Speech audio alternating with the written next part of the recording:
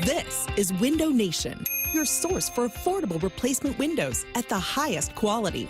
Maybe you've been feeling drafts through your old windows, or they stick when you try to open them, or they outright leak in bad weather. You need the experienced pros at Window Nation. They've installed over 3 million windows and have high-quality options to fit any budget. You could pay a lot less than the other big guys and still get the premium windows you're dreaming of. Their custom-made windows are guaranteed to be a perfect fit in your home, and they back it up with the best warranty in the industry. So shut out the drafts, make opening and closing a breeze, and lock out the leaks for good. Get a great deal on replacement windows from Window Nation today. Go to getwindownation.com or call 866-90NATION for your free estimate. And for a limited time, buy 2 windows, get 2 windows free, plus no payments for 2 years. Go to getwindownation.com or call 866-90NATION.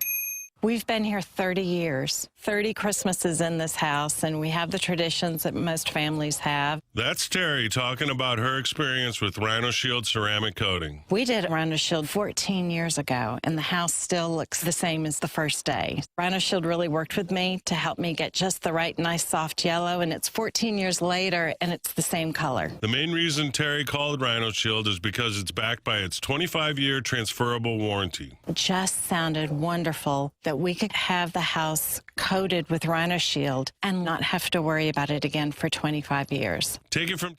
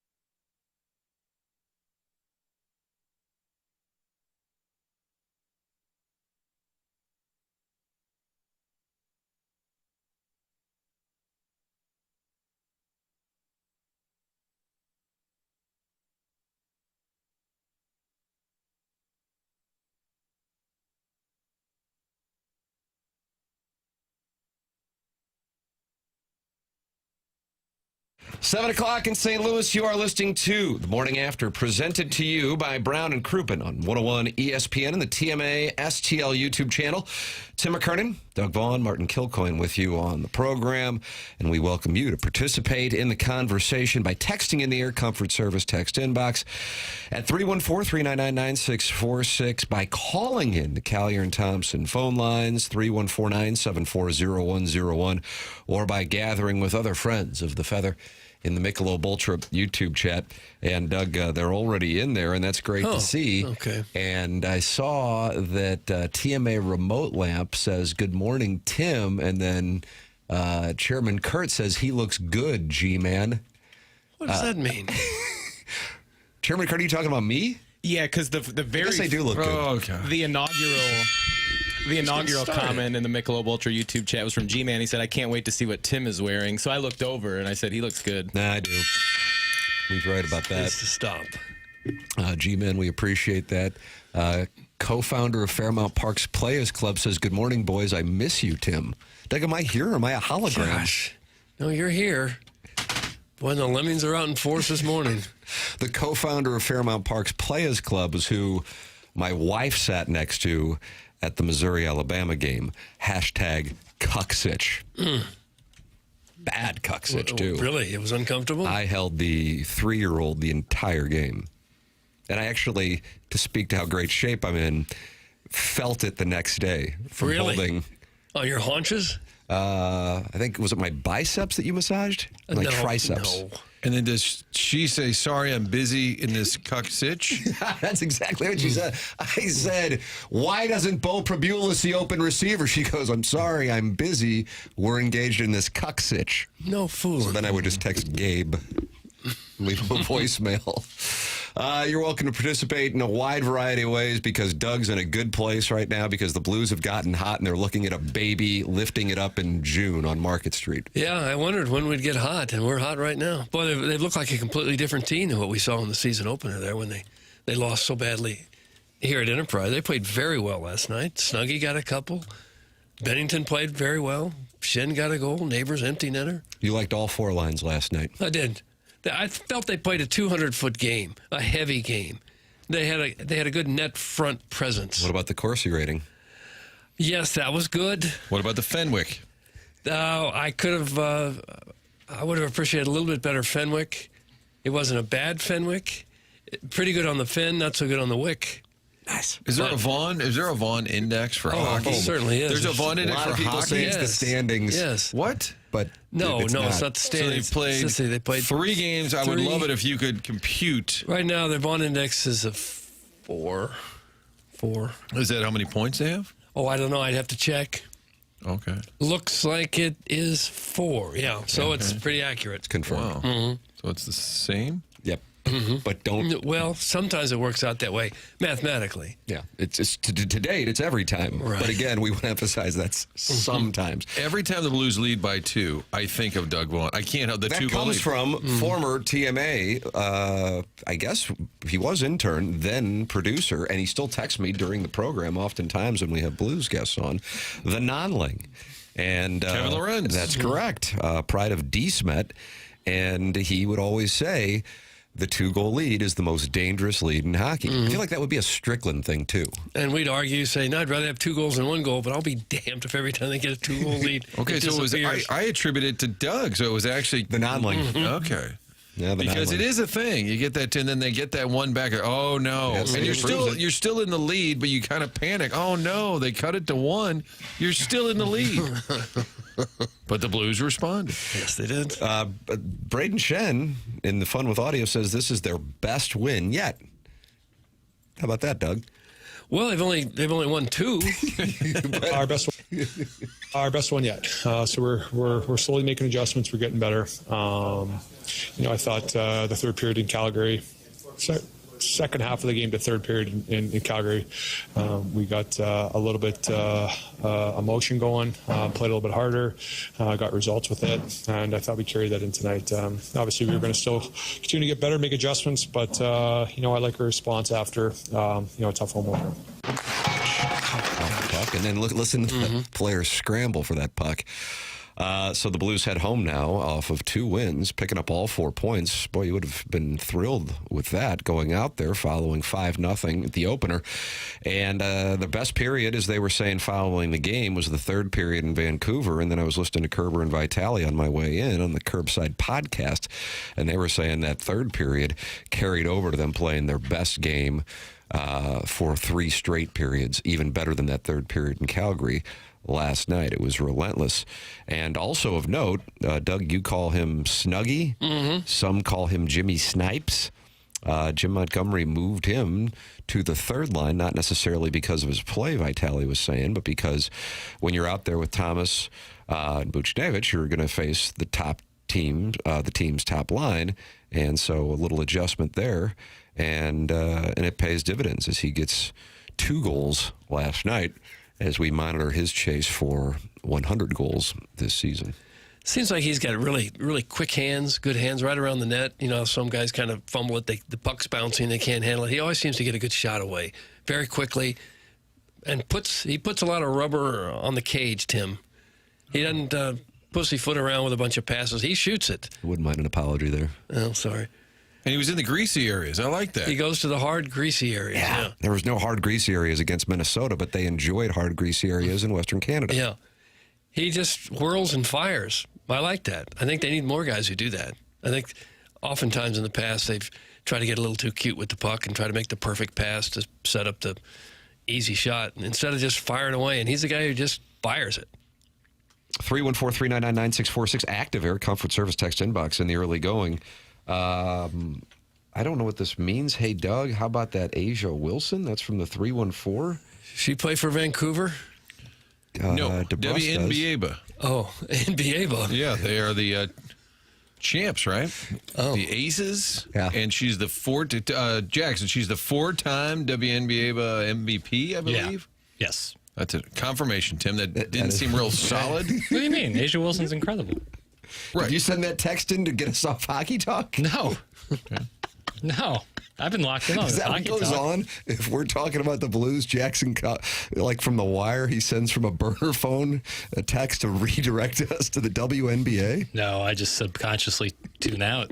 Bow! Subconsciously. I'm not actively doing it. Here's the reality. I'm getting ready yesterday to do a sound story with your former KMOV cohort, Doug, Alexis Sotos. Yes. She was in, and she's built a nice Instagram business. Tip of the cap to her. She left local television, has that going on. She's in doing a sound story. And I mean, we're setting the mood. The green room interview's already been conducted. As everybody knows, I am the pro's pro, so I'm locked in. I'm Daniel Day-Lewis in character. And all of a sudden, I mean, hopscotching into the Sound Story studios is this gentleman on a victory lap around the Hubbard building because Mike Schilt is no longer the manager of the Padres as he predicted back in May, and Jackson Burkett has been vindicated right here on 101 ESPN. You wanted him out. No, that's not the case. I believe there was some discussion about some hot seats in the MLB, and I might have mentioned Mike Schilt, much to the amusement of all the listeners, and I sat back and I waited. And I waited for my moment. And then yesterday, my moment came. And you know what? Feels pretty good. Feels pretty damn good. It doesn't really. I mean, I would imagine people will be sending in their apologies to Jackson. 314-399-9646. You can post them in the Michelob Ultra YouTube chat. Jackson Burkett, vindicated, Doug. Kind of a strange hot seat because they were in the playoffs and he didn't get fired. But my reasoning was AJ Preller is all over the place. Like, it's a weird situation going on there. True. And 2 years ago, they had the weird deal with their unfortunate manager or owner who passed away, but was spending money that they didn't have. They'd take a bank loan out. It's a kind of a weird operation going on there in Southern California. So I just felt, given that, and then Schilt and his departure from St. Louis, I thought weird things could happen. And lo and behold, here we are. Yeah. He said the job has taken a severe toll on him. I'm sure it's stressful, but he's only 57. He's only been in San Diego 2 years. It's unusual to see a guy with that kind of job at that age just to step away on his own. Now, Bob Nightingale did say in his story about it, he talked to Mike Schilt, but he referenced some issues with the coaching staff, and Schilt said he didn't want to comment on that. So there may have been some other things at play. Mm-hmm. Sort of interesting that 4 years after the exit here, there was kind of stuff going on. John Mozeliak sat right here and said, by legal counsel, I couldn't comment. And he still has never truly said what led to the firing. Mm-hmm. But Nightingale did reference some potential conflicts with staff, and he didn't want to get into that. Mike Schilt did not want to get into that. Correct. I believe he was quoted in the night. Bob Nightingale clearly talked to Mike Schilt. I don't have it called up in front of me, but he said something to the effect, I don't want to get into that or reference that. San Diego Union Tribune columnist Kevin Acey, he has been there a long time, did an interview with, was it Ken Rosenthal, or was it the guy who wears the hat backwards that bothers you? Foul territory. Here's what he had to say regarding Mike Schilt's sudden retirement. What is your reaction to this news when you found out about it? Be careful how I answer that. I wasn't entirely shocked. Look, there's always many layers to a story, but I want to make sure that I make it clear that I believe it is 100% true. The things that Mike said, he seemed weary. He seemed, I don't know if burnt out was something that I would have said before, but now it certainly makes sense. It's a demanding job. I have never covered a baseball manager who lives the every single game the way that Mike Schilt does. And, working for AJ Preller is and I'm not saying that it's not demanding to work in any organization and have one of these 30 jobs, but working for AJ Preller is demanding. There's a lot of pressure. And so I want to make clear that, if I believe that Mike is telling the absolute truth about this had worn him down. So that's where we're at. Kevin AC. Okay. San Diego Union Tribune.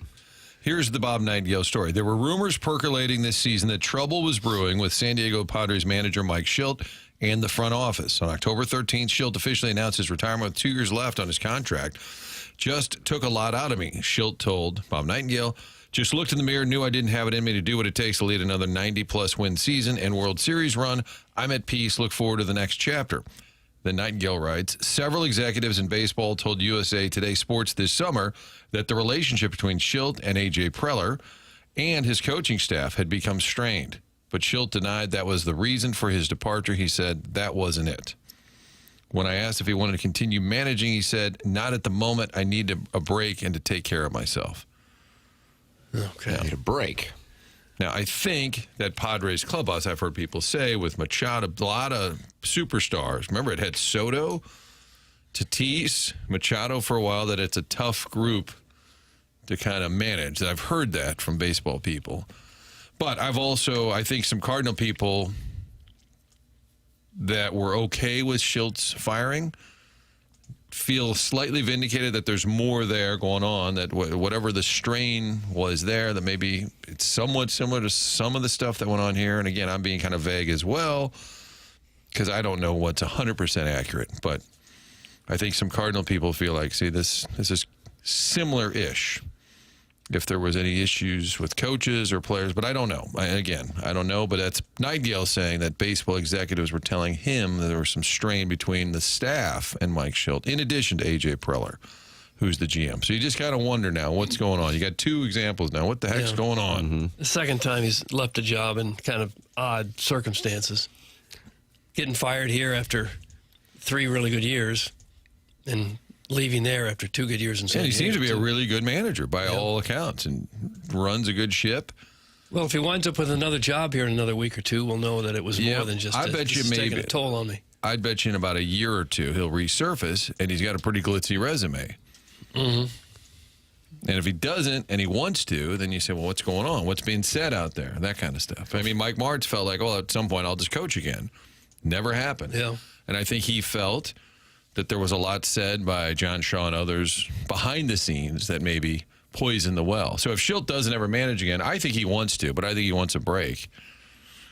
If he doesn't get that chance, then if I were him, I'd say, well, what are people saying about me? Mm-hmm. The one thing I've always said about his exit from the Cardinals, while bizarre, is at minimum it was bizarre. John Mozeliak said on the conference call when people were peppering, what the heck? You just in the wild card, you get a good team. He said, if Mike wants to tell you why we fired him, we are okay with that. He 100% said that. And there never has been any clarity. So I think there's a lot more to that story. But it was a terrible look for the Cardinals for sure. So is it related to this? I don't know that. But it is bizarre. This may be a crazy reaction, but I just have the utmost respect for the Cardinals for never leaking. It speaks volumes because they ate crap on that, and probably still for many are eating crap for that because it struck them as being so ridiculous. And all it took was just like floating it out there to take your pick of whomever, and it explains it. But as you heard John Mozeliak, for legal reasons. And then I asked him in a commercial break, like, why didn't you guys ever? And he goes, well, that's a dangerous game to get into because if you start, trading information, what happens when you cut somebody off for information? And then it's just not a game that we ever wanted to play. And I think that is, in my opinion, the minority. I don't think that is commonplace, and I have a great deal of respect for it. And so, Martin, what you just brought up, that some people with the Cardinal organization probably feel in some capacity vindicated by what's taken place in the last 24 hours. You have to be connecting the dots But yes, I think that one of the things that many Cardinal fans over the last 4 years have held against the organization is the dismissal of Mike Schilt without any real explanation. And so perhaps now people maybe are able to connect the dots. And again, Mosey, like I said, for legal reasons, I couldn't comment because it's a personnel decision, which kind of sucks for everybody at home. Well, what does that mean? Mm-hmm. But I think if you're saying there's some kind of strain, I mean, Mike Schilt, to me, was like the easiest guy to deal with. Nothing but friendly, and I maintained a texting relationship with him over the last couple of years.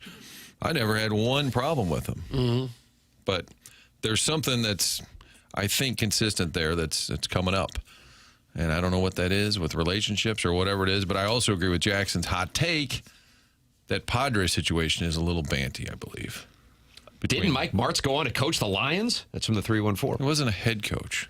Thanks for paying attention. Pay attention. It's like yesterday. I said something about people were tired of the Cardinals being in the NLCS. Now the Dodgers are that team where every year they're on your October television. And a comment was, yeah, Martin, we were really tired of the Cardinals. Not St. Louis. Other people. Oh, you've had it, haven't you? Pay attention. Fight them. Pay attention. Mike Martz also coordinated in Chicago and in San Francisco, being a head coach. I think, my understanding is Schilt would like to manage again, but just needs a little break. Probably. Even LaRusse wanted a break there. He was about 10 years older, but after he wanted a break and then still had the bug and came back later. Could happen again to Schilt. And again, nothing but great. I did ask Schilt, when Schilt was here last summer in 24 with the Padres, we were doing a little scrum, and he was excited to be back, seeing some old friends and everything. And I said, do you have any regrets about your time here? And I know it ended poorly. Looking back, is there anything you could have done differently? And I don't think he appreciated the question. And he yell at you? No, he gave a very thoughtful answer and said, I go to sleep every night knowing I represented the St. Louis Cardinals to the best of my ability, you know. I had some Cardinal people say to me, how did he answer that? And I told him the answer. So I said, fair enough. Asked and answered. But I don't think he appreciated it. When you go to sleep at night, do you think about representing Channel 2 to the best of your ability? Or do you just say, I'm sleepy, I'm going to sleep? I'm sound asleep. I'm like, God, did I kick those highlights, Doug? Was it the WNBA when I mispronounced that woman's name?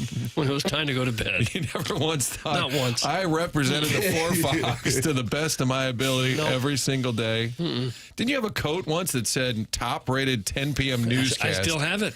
Why don't you wear that? It was a little windbreaker they gave us all. It said top-rated 10 p.m. newscast in the world. And you had a choice. What was it, like a $50,000 bonus for that, or the windbreaker? And you said, I want everybody to know. Of course. And it drove Frank Cusimano crazy. I think they printed them just for Frank, maybe Mike Bush. I think they printed them.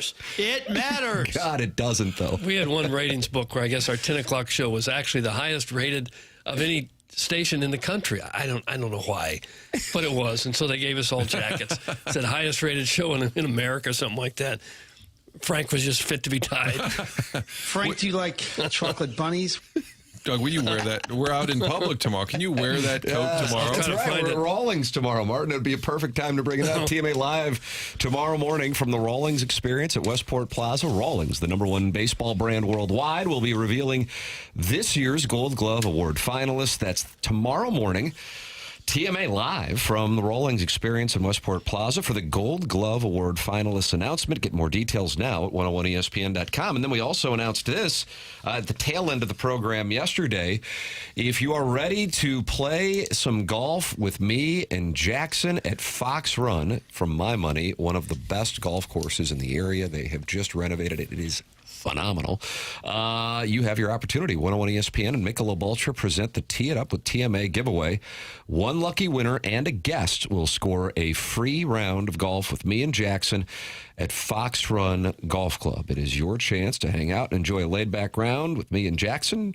Use the code SWING to get entered to win now, either at 101ESPN.com or on the 101 mobile app. Must be 21. The Tee It Up with TMA giveaway is courtesy of Michelob Ultra, superior light beer, and you get to see Jackson's 7-iron distance up close and personal. What a moment. Something to marvel. When you hear that ball off the face and watch it just fire like a little piss rocket. Oh, but as we discussed yesterday, you get one cart to yourself and the other three ride together? That's correct. That was something that my representation negotiated. Okay. That was our take. My give was I will talk with the two winners for a total of 90 seconds. That's it. But counsel will be there with a stopwatch. I would think that's fair. Is that strange? Mm-hmm. And Jackson has to sit on the cart with the other two while holding his clubs because there won't be room in the back. Sure. That's correct. This is fine. I need the leg room. Tim, is the putting green included in the free golf with you and Jackson? That's from Steven time. Martin, that is a callback to the 2021 Dotem at KFNS, which was operated by different management. And in the promo, not being really familiar with charity golf tournaments, the promo included that the putting green would be free. And we'll have water. What else is available? It really was. It was like in the things included, there was like access to the putting green. Access to the putting green. We'll have free tees. As if there would be a red velvet rope around it that you couldn't access it. No charge for the restroom. Get involved on the program. So many different ways to do so, and many are doing so, and we are welcoming you to continue to do so by calling, texting, or chatting in the Michelob Ultra YouTube chat, youtube.com/TMASTL. Air Comfort Service text line 314-399-9646. And, of course, you can also email in for our Design Air Heating and Cooling email of the day. Mark Hanna, longtime TMA sponsor, and we are big fans of Mark. Think the world of Mark, and also the importance of having a financial advisor. Wish I would have heard an endorsement for Mark Hanna 20 years ago. I would have started working with him then and been in a better place. Having a financial advisor isn't necessarily about beating the market so much as having an idea of what your money is, a semblance of a budget. If not, you're sticking to one specifically. You understand what you are making and what you are spending, and then what you are able to save and invest, and then just enjoy some compound interest. Mark Hanna is with Evergreen Wealth Strategies. He is a longtime TMA and Tim McKernan Show podcast advertiser. He's online at evergreen-ws.com.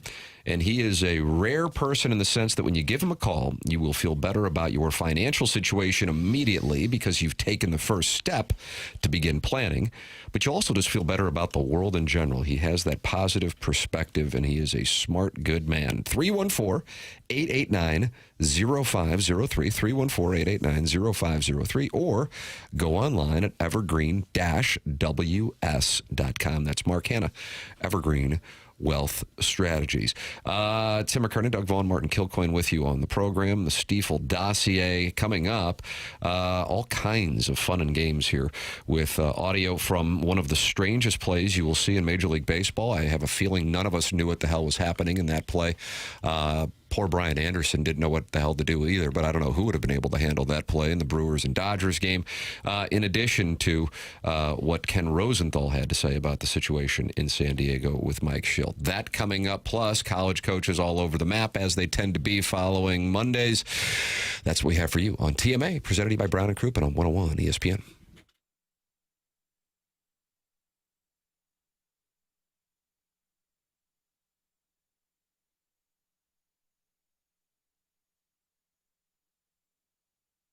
Michael's Flooring is online at igotfloored.com, and you get 3 free samples from Proximity Mills just by going to Michael's Flooring website, igotfloored.com. Free.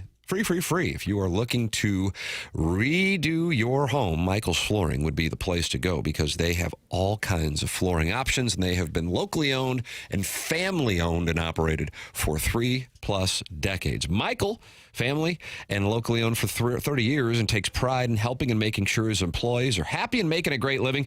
You can go online and right now get 3 free samples from Proximity Mills just by going to igotfloored.com. Just come in or talk to them, and you're going to see the difference. They want to make sure they suggest the best thing for you and what you are doing with your home, not just pushing what corporate's telling them they have way too much of. They have 3 easy-to-get-to locations in the St. Louis area. They are in Creve Coeur, they are in Dardenne Prairie, and they are in St. Peters. Come see why people are loving getting floored by Michael, and make sure you visit their website at igotfloored.com.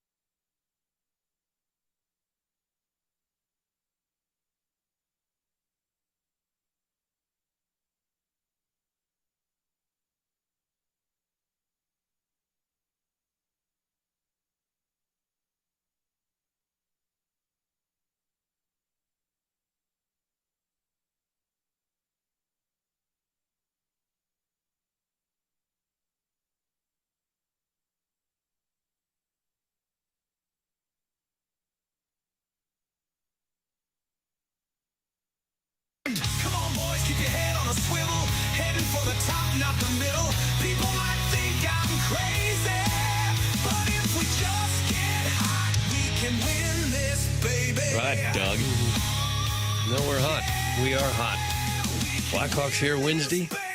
3 in a row. Right back.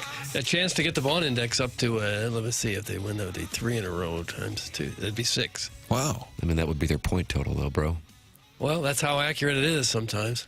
Thanks to the text line, I found out Zach Bolduc has 3 goals. I did not know that. Yeah, so are they winning? Are they winning the Bolduc trade right now, Doug? No. Mayu's just fine. Okay. Any regrets? 3 games in. No, I'd say Montreal's definitely winning that trade right now. Okay. Because Mayu's only playing not very much. He doesn't get a whole lot of ice time. What, 9, 10 minutes a game? So he's probably the 6th defenseman. Well, he played 12 minutes Let's last night. reassess every game, Doug. Okay.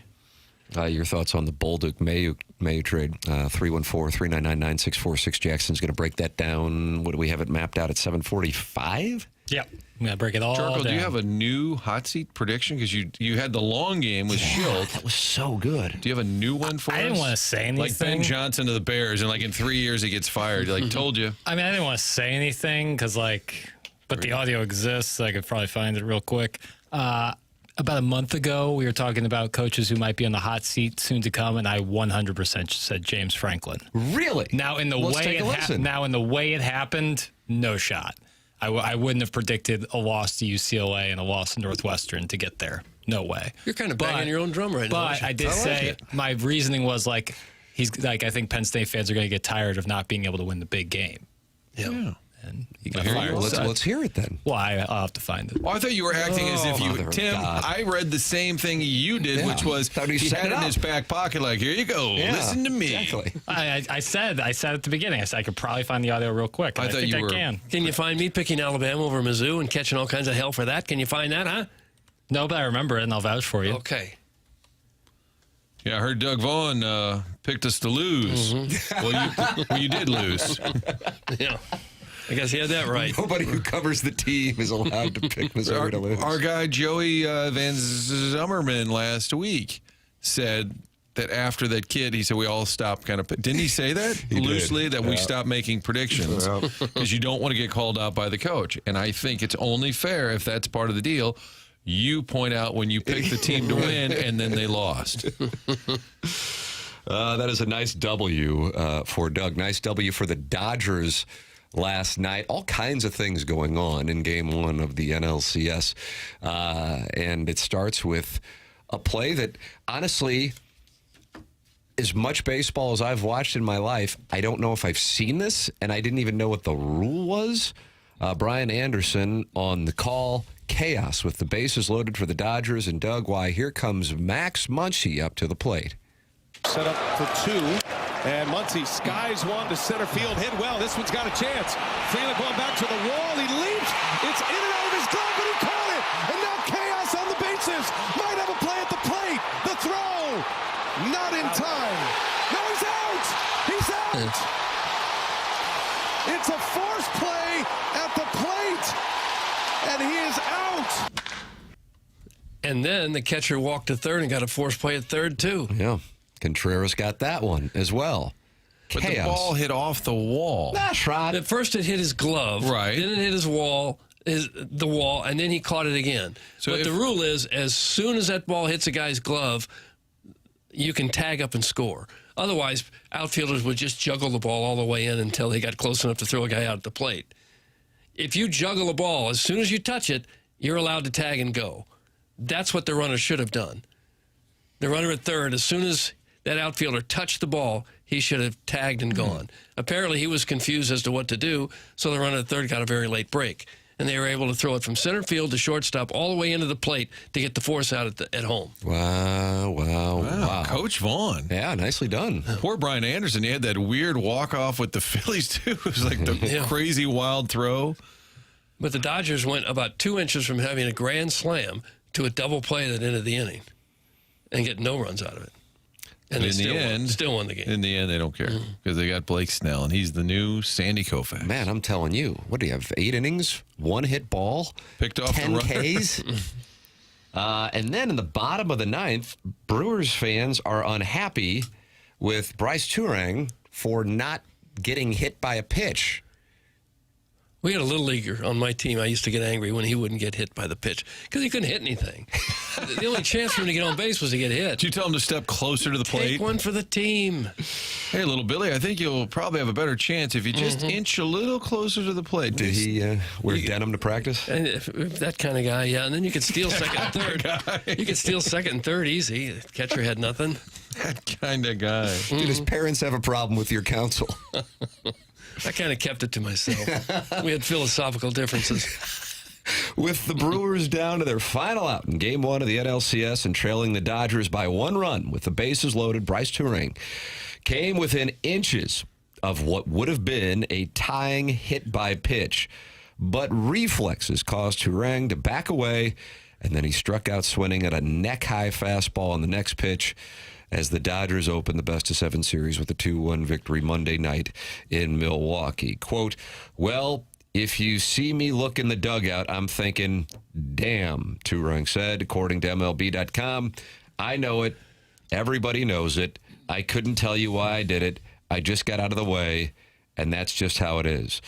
Pat Murphy defended his second baseman after the game, characterizing the move as human nature. Quote, when the ball is coming towards you, your natural thing, it's a breaking ball. Your natural thing is to do that. And I know he was thinking the same thing after the ball passed. It happens. He'll learn from that situation, but it's hard. Even if you try to maneuver yourself, it's hard to get hit by the pitch because it's so reactionary. Yeah, well, that's all true. You can't blame a guy for that. You can blame a 10-year-old who can't hit anyway because he didn't have a chance even if, right down the middle, and you told him to swing as hard as you could. He was not going to hit the ball. But this guy, if it's a major leaguer throwing at you and you don't intentionally try to get out of the way, then there's something wrong with your just natural reflexes, I suppose. Blake Snell looks like he went to Bayless and drives a Monte Carlo with a 12-inch subwoofer in the back. Thanks. That's Eric in the Central West End. Yeah. Did he go to Bayless? Eric, I think, was a Lindbergh guy. Are you talking about Blake Snell? I think you're talking about Blake Snell. Kind of looks like a South County, Bayless, Afton, somewhere in there, yeah. What, and Yamamoto went to Melville? I don't think so. No. I didn't know that. Freddie Peralta, I think. Did he go to DeSmet?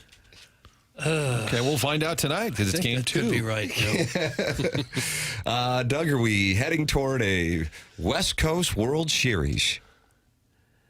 Well, kind of looks that way. I'm really hoping the Brewers will beat the Dodgers. I don't want to see the Dodgers win again. But first, this guy roots for the Cubs. Now he roots for the Brewers. Seattle's in awfully good shape. Up 2-0, heading back. Will they even go back to Canada? Yeah, probably so. But really? Wow. Yeah, I would the think. Blue Jays taking 2 or 3. Doug, I went to Vianney. Jesus. Oh, From Eric in the Central West End. Sorry. You are supposed to know the high schools of all of the texters. Well, I think his dad went to Lindbergh, so I figured he would have gone to Lindbergh. I thought he still lived in that area. You going to apologize? Yeah, I'll probably take some time away. Go do some community service for the Lindbergh people.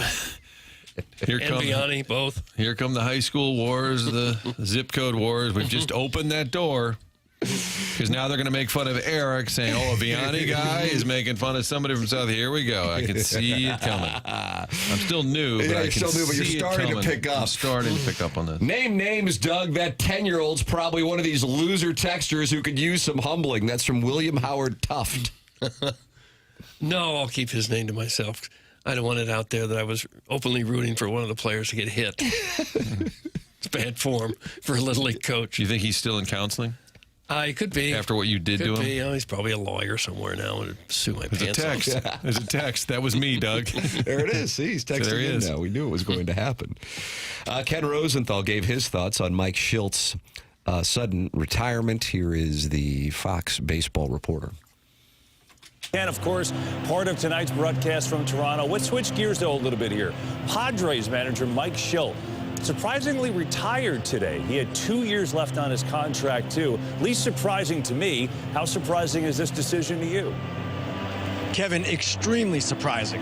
Shildt said in his retirement letter that the season took a toll on him mentally, physically, and emotionally. He told me in a text that he's happy with his decision. But unless he's dealing with a serious health issue, it's difficult to imagine him retiring of his own volition. Shildt is 57. He loves managing all season long. He talked about his love for managing this Padres team. Now, the X factor here is general manager A.J. Preller, who has 1 year left on his contract. Does Preller want an extension? Do the Padres want to sign him to an extension? There are a lot of unanswered questions here. And now, with the Padres job open, there are 8 teams, Kevin, 8, looking for managers.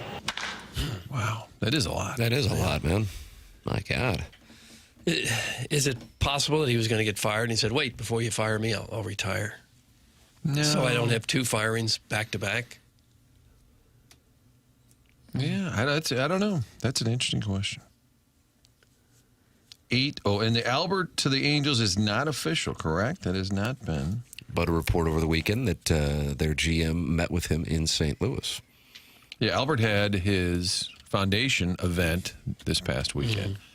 How did we not cover that at the Four Fox, Doug? Because what you do is you go to the charity event, talk all about the charity, and at the very end say, hey, you taking that Angels job? Slip that in right there. He said, get out of here, man. He lives out there full time, though, right? I thought he lived in the Dominican, to be honest with you. I believe he probably still has a home in Southern California, I would think. And that's probably imagine, part of the appeal, too. Yeah, there are parts of that area where the Angels play. They're about as nice as it is anywhere in the world. Why don't you move there if you hate the best fans in baseball? Well, you know, if I had signed a $250 million contract, I probably would move there. Drop out of that, Jackson. That's not going to play well with Jackson's folksy reputation. I did appreciate a $250 million deal. And they said, all right, and then the 10 years after, we'll give you $1 million a year. Sure, so you're still okay. You know, just to make sure you got a little something. I think it's just to say we got a $260 million when it's all said and done. Chaim Bloom's spreadsheet is in the Michelob Ultra YouTube chat with 225 other friends on the TMA STL YouTube channel and says you're not behind in a 7-game series until you lose at home. You're not behind in a 7-game series. That is a take. It's a strong take. It's one of the best takes ever.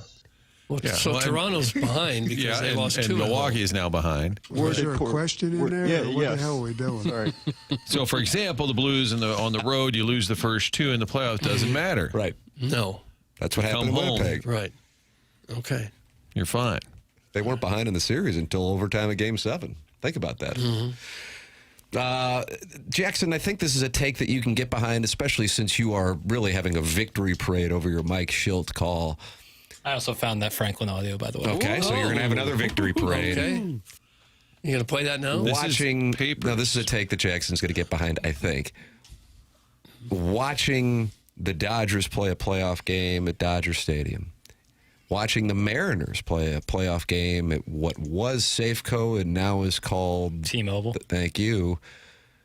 Those are fine ballparks. Yeah. Oh, I got a smirk out of you there. Dodger Stadium is a gorgeous ballpark. The Mariners thing's, it's for a retractable roof, it's about as good as you can get. That's where I was going. Yeah. The Brewers Stadium is so gross on television. It sucks. It's next to the warehouse that they built in Arlington as a tribute to the Edward Jones Dome in St. Louis. It is really difficult. Yeah, even the Rangers one is, if on the inside looks okay, looks kind of cavernous. It's not bad. The inside of where the Brewers play, and I know, Martin, I've never been there, and then I shouldn't. Well, it should be a part of the take. But I see it on television, and it looks atrocious. The shadows stink. The whole vibe of it sucks. But you're playing in Wisconsin without ever a cold weather game, without ever snow, without ever rain, no rainouts. Let's find out what the temperature is right now in Milwaukee. No, had the roof open last night, and Toronto had the roof open. Well, we're in. What is the debate here? Retractable roofs, yay or nay? Is that the debate? It's a big nay over here. I'm all for them. Oh, high of 65 today. How could they ever play baseball in such pretty rare that it's that warm in October, I would imagine. The one October day where it was 65. Jackson. I've been to Cardinal playoff games here in October with a winter coat on. I don't see a temperature below 55 degrees for the next week and change in Milwaukee. Look up the last. Where's the intern? Look up last average 10 years. The average October high in Milwaukee is 57. Oh my God! Bundle up. Humanity. That's average. So there's some days considerably cooler than that, no doubt. It's pretty nice knowing that every game is going to be 72 degrees, isn't it? Yeah, but the trade-off of that is you get to play and it feels like a like a circuit city. Like you play Just because the wide shot looks like you play in a Best Buy. Like it doesn't have. Yeah, covered both industries. I had a sales call today that just went south from Circuit City. We're banking on Circuit City, which is they've been closed for 15 years.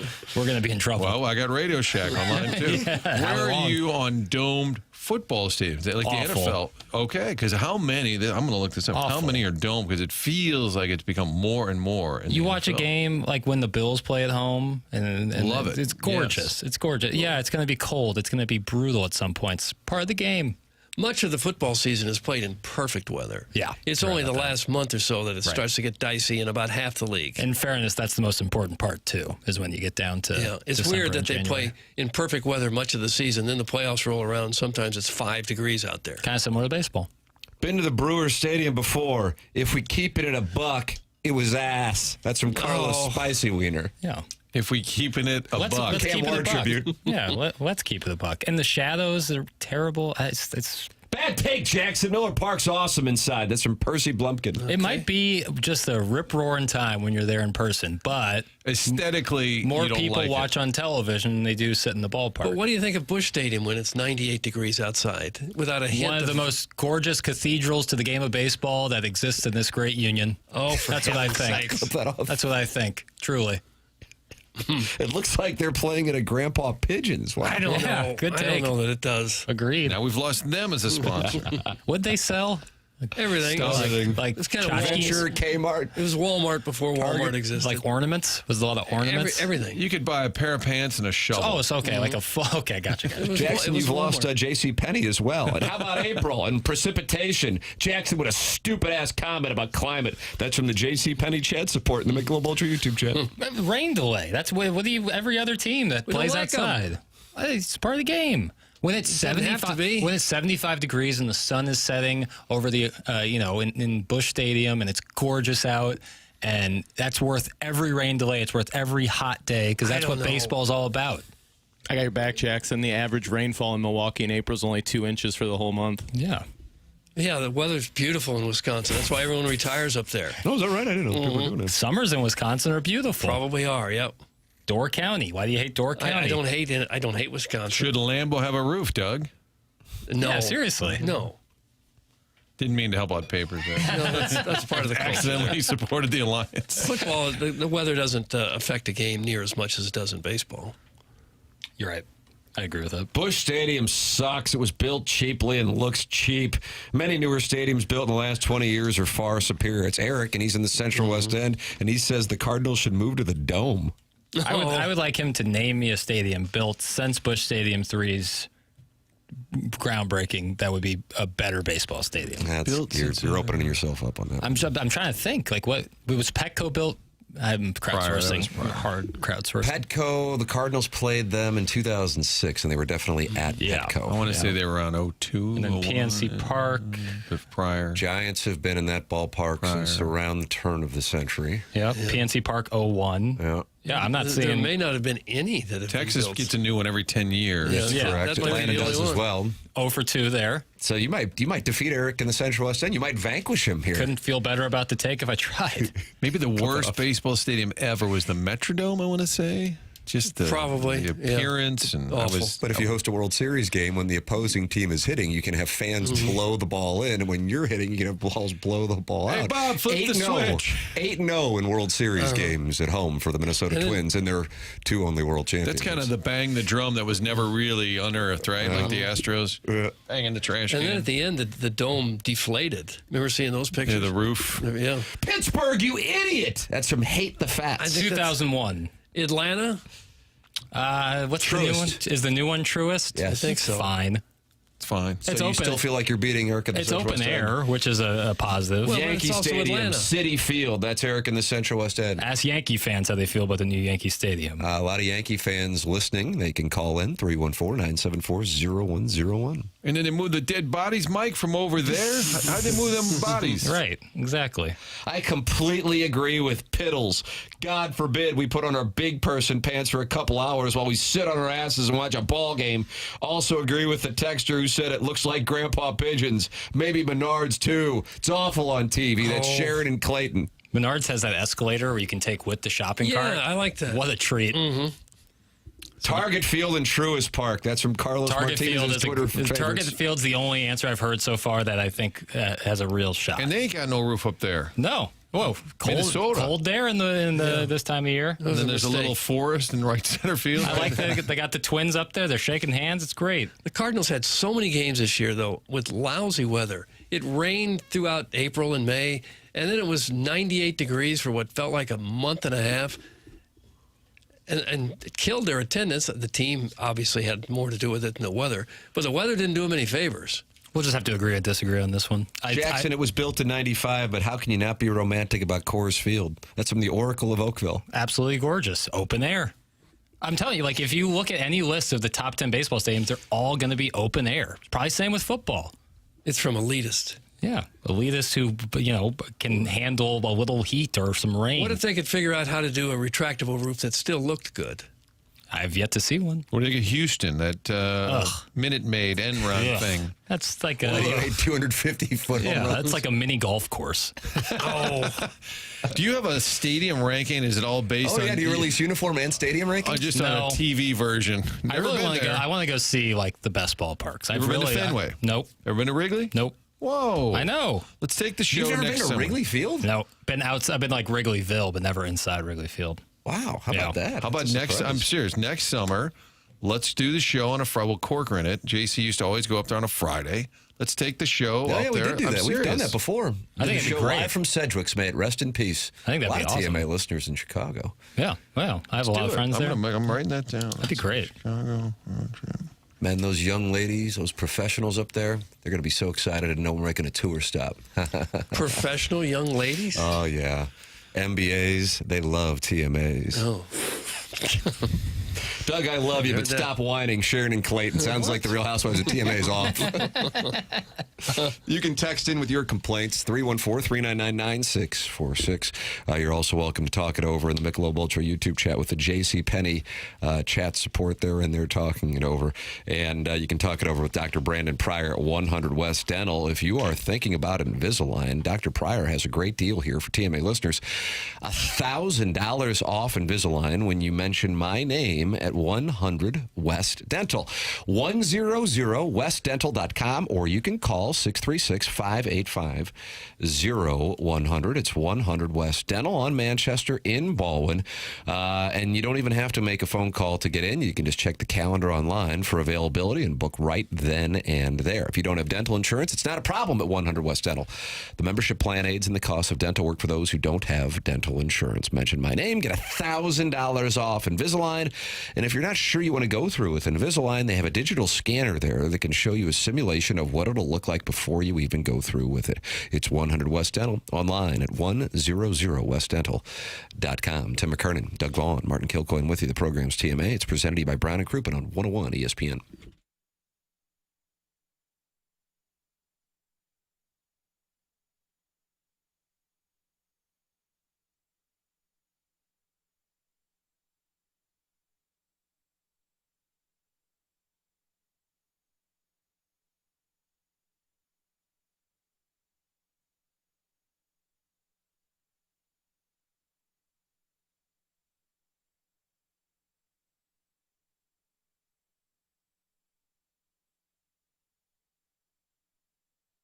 Trip to Scotland sounds great any time of year, but especially next summer. Make the plans to join us. Headed to the spectacular Scotland, all put together by our friends at Colette. They'll handle all those details for you. Flights, meals, hotels, local experiences. Instead of getting online trying to figure it out yourself, let Colette do all the planning. June 15th, that's the day of departure. Headed to Edinburgh, Glasgow, the lovely Loch Ness, also the landscape of the Highlands, the Orkney Islands, the Isle of Skye. You've seen Scotland over the years, like a Jackson Stadium tour, just visually from afar, but now you get to actually go and experience it. Don't miss out. Join me and our friends at Altair Travel by calling 314-968-9600. That's 314-968-9600. 101ESPN.com also has more information. A trip to Scotland, see the great cities of Edinburgh, Glasgow, and let Colette handle all the details. They've been doing this for more than a century. Find out more by calling Altair at 314-968-9600.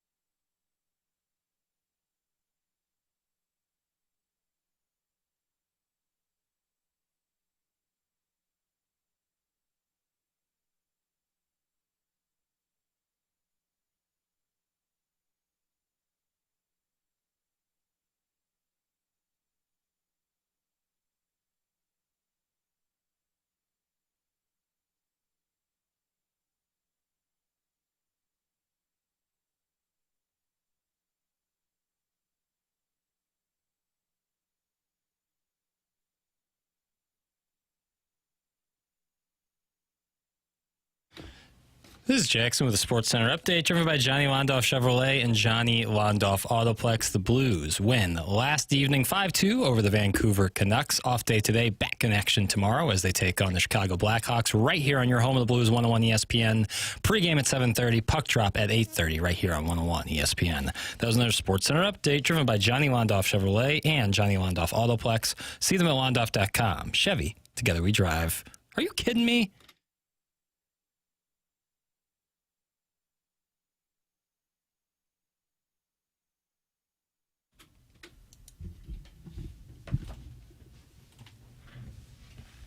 Nice. Nice. I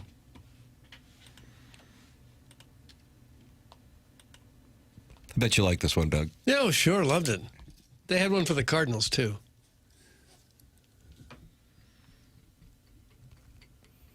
What was that guy's name? Terry. I was just saying Terry something. Cashman. I think he had such a hit. That's when he went around team by team. Nice. And started saying, okay, what rhymes with the Wizard? Okay. The Cardinals had one. Yeah. That was the man. Stan the man, obviously. Jackson, they ever play that at those cocktail lounges you frequent, those speakeasies when you're dry humping on a dance floor, eh? Oh. That particular tune, no. But I think they should. Good. Should they play, hey, the roof is on fire? No, play talking baseball. Yeah, absolutely. It's more folksy for sure. The program's called The Morning After. It's presented to you by Brown and Crouppen. It is 8 o'clock in St. Louis. Time check brought to you by Clarkson Jewelers. And the 8 o'clock hour is brought to you by the Fisher Window and Door Store. Tim McKernan, Doug Vaughn, Martin Kilcoyne with you on the program. Little Jackie Papers on the ones and twos, celebrating victories today. And you are welcome to celebrate with him by texting in your congratulations at 314-399-9646 or just opening up your YouTube app, type it in TMASTL, and joining 223 friends in the Michelob Ultra YouTube chat. Jackson not only accurately predicted that Mike Schilt was on the hot seat, he also predicted that James Franklin was on the hot seat. When were these words said? September 10th, 2025. What, the number one team in the country, and he said it? September 10th. This guy's Nostradamus. 2025. Take a listen. Which quatrain was this? I'll put maybe a feeler, non-SEC feeler out there. James Franklin can't win the big game. He always highly. Who's Penn State got this weekend? Always highly ranked. I'm not sure Penn State has. Well, I thought this was based on like the next 4 days. No. I was thinking like in general, like towards November. We've got Villanova coming to town. Towards November of October 14th. Sure feels Very like much towards it. I mean, he called his shot though. Some sort of soothsayer. Just saying. I've planted a lot of seeds out there over the years. Next? Tell us, please. Yeah, what do you Who's got next? Let me take a look into my crystal ball here. Okay. Probably an NBA coach that'll get fired like a week in. That could happen at any time. That could happen like right now. There was some early charcoal debate saying the guy retired. He didn't get fired. So is it truly a hot seat victory? So Jackson that's not should true. apologize? That's not even my name, so I'm not even addressing it. Okay. Would Vegas pay out on that if papers They might void the bet, but everyone, Void the bet. I think everyone knows I was right.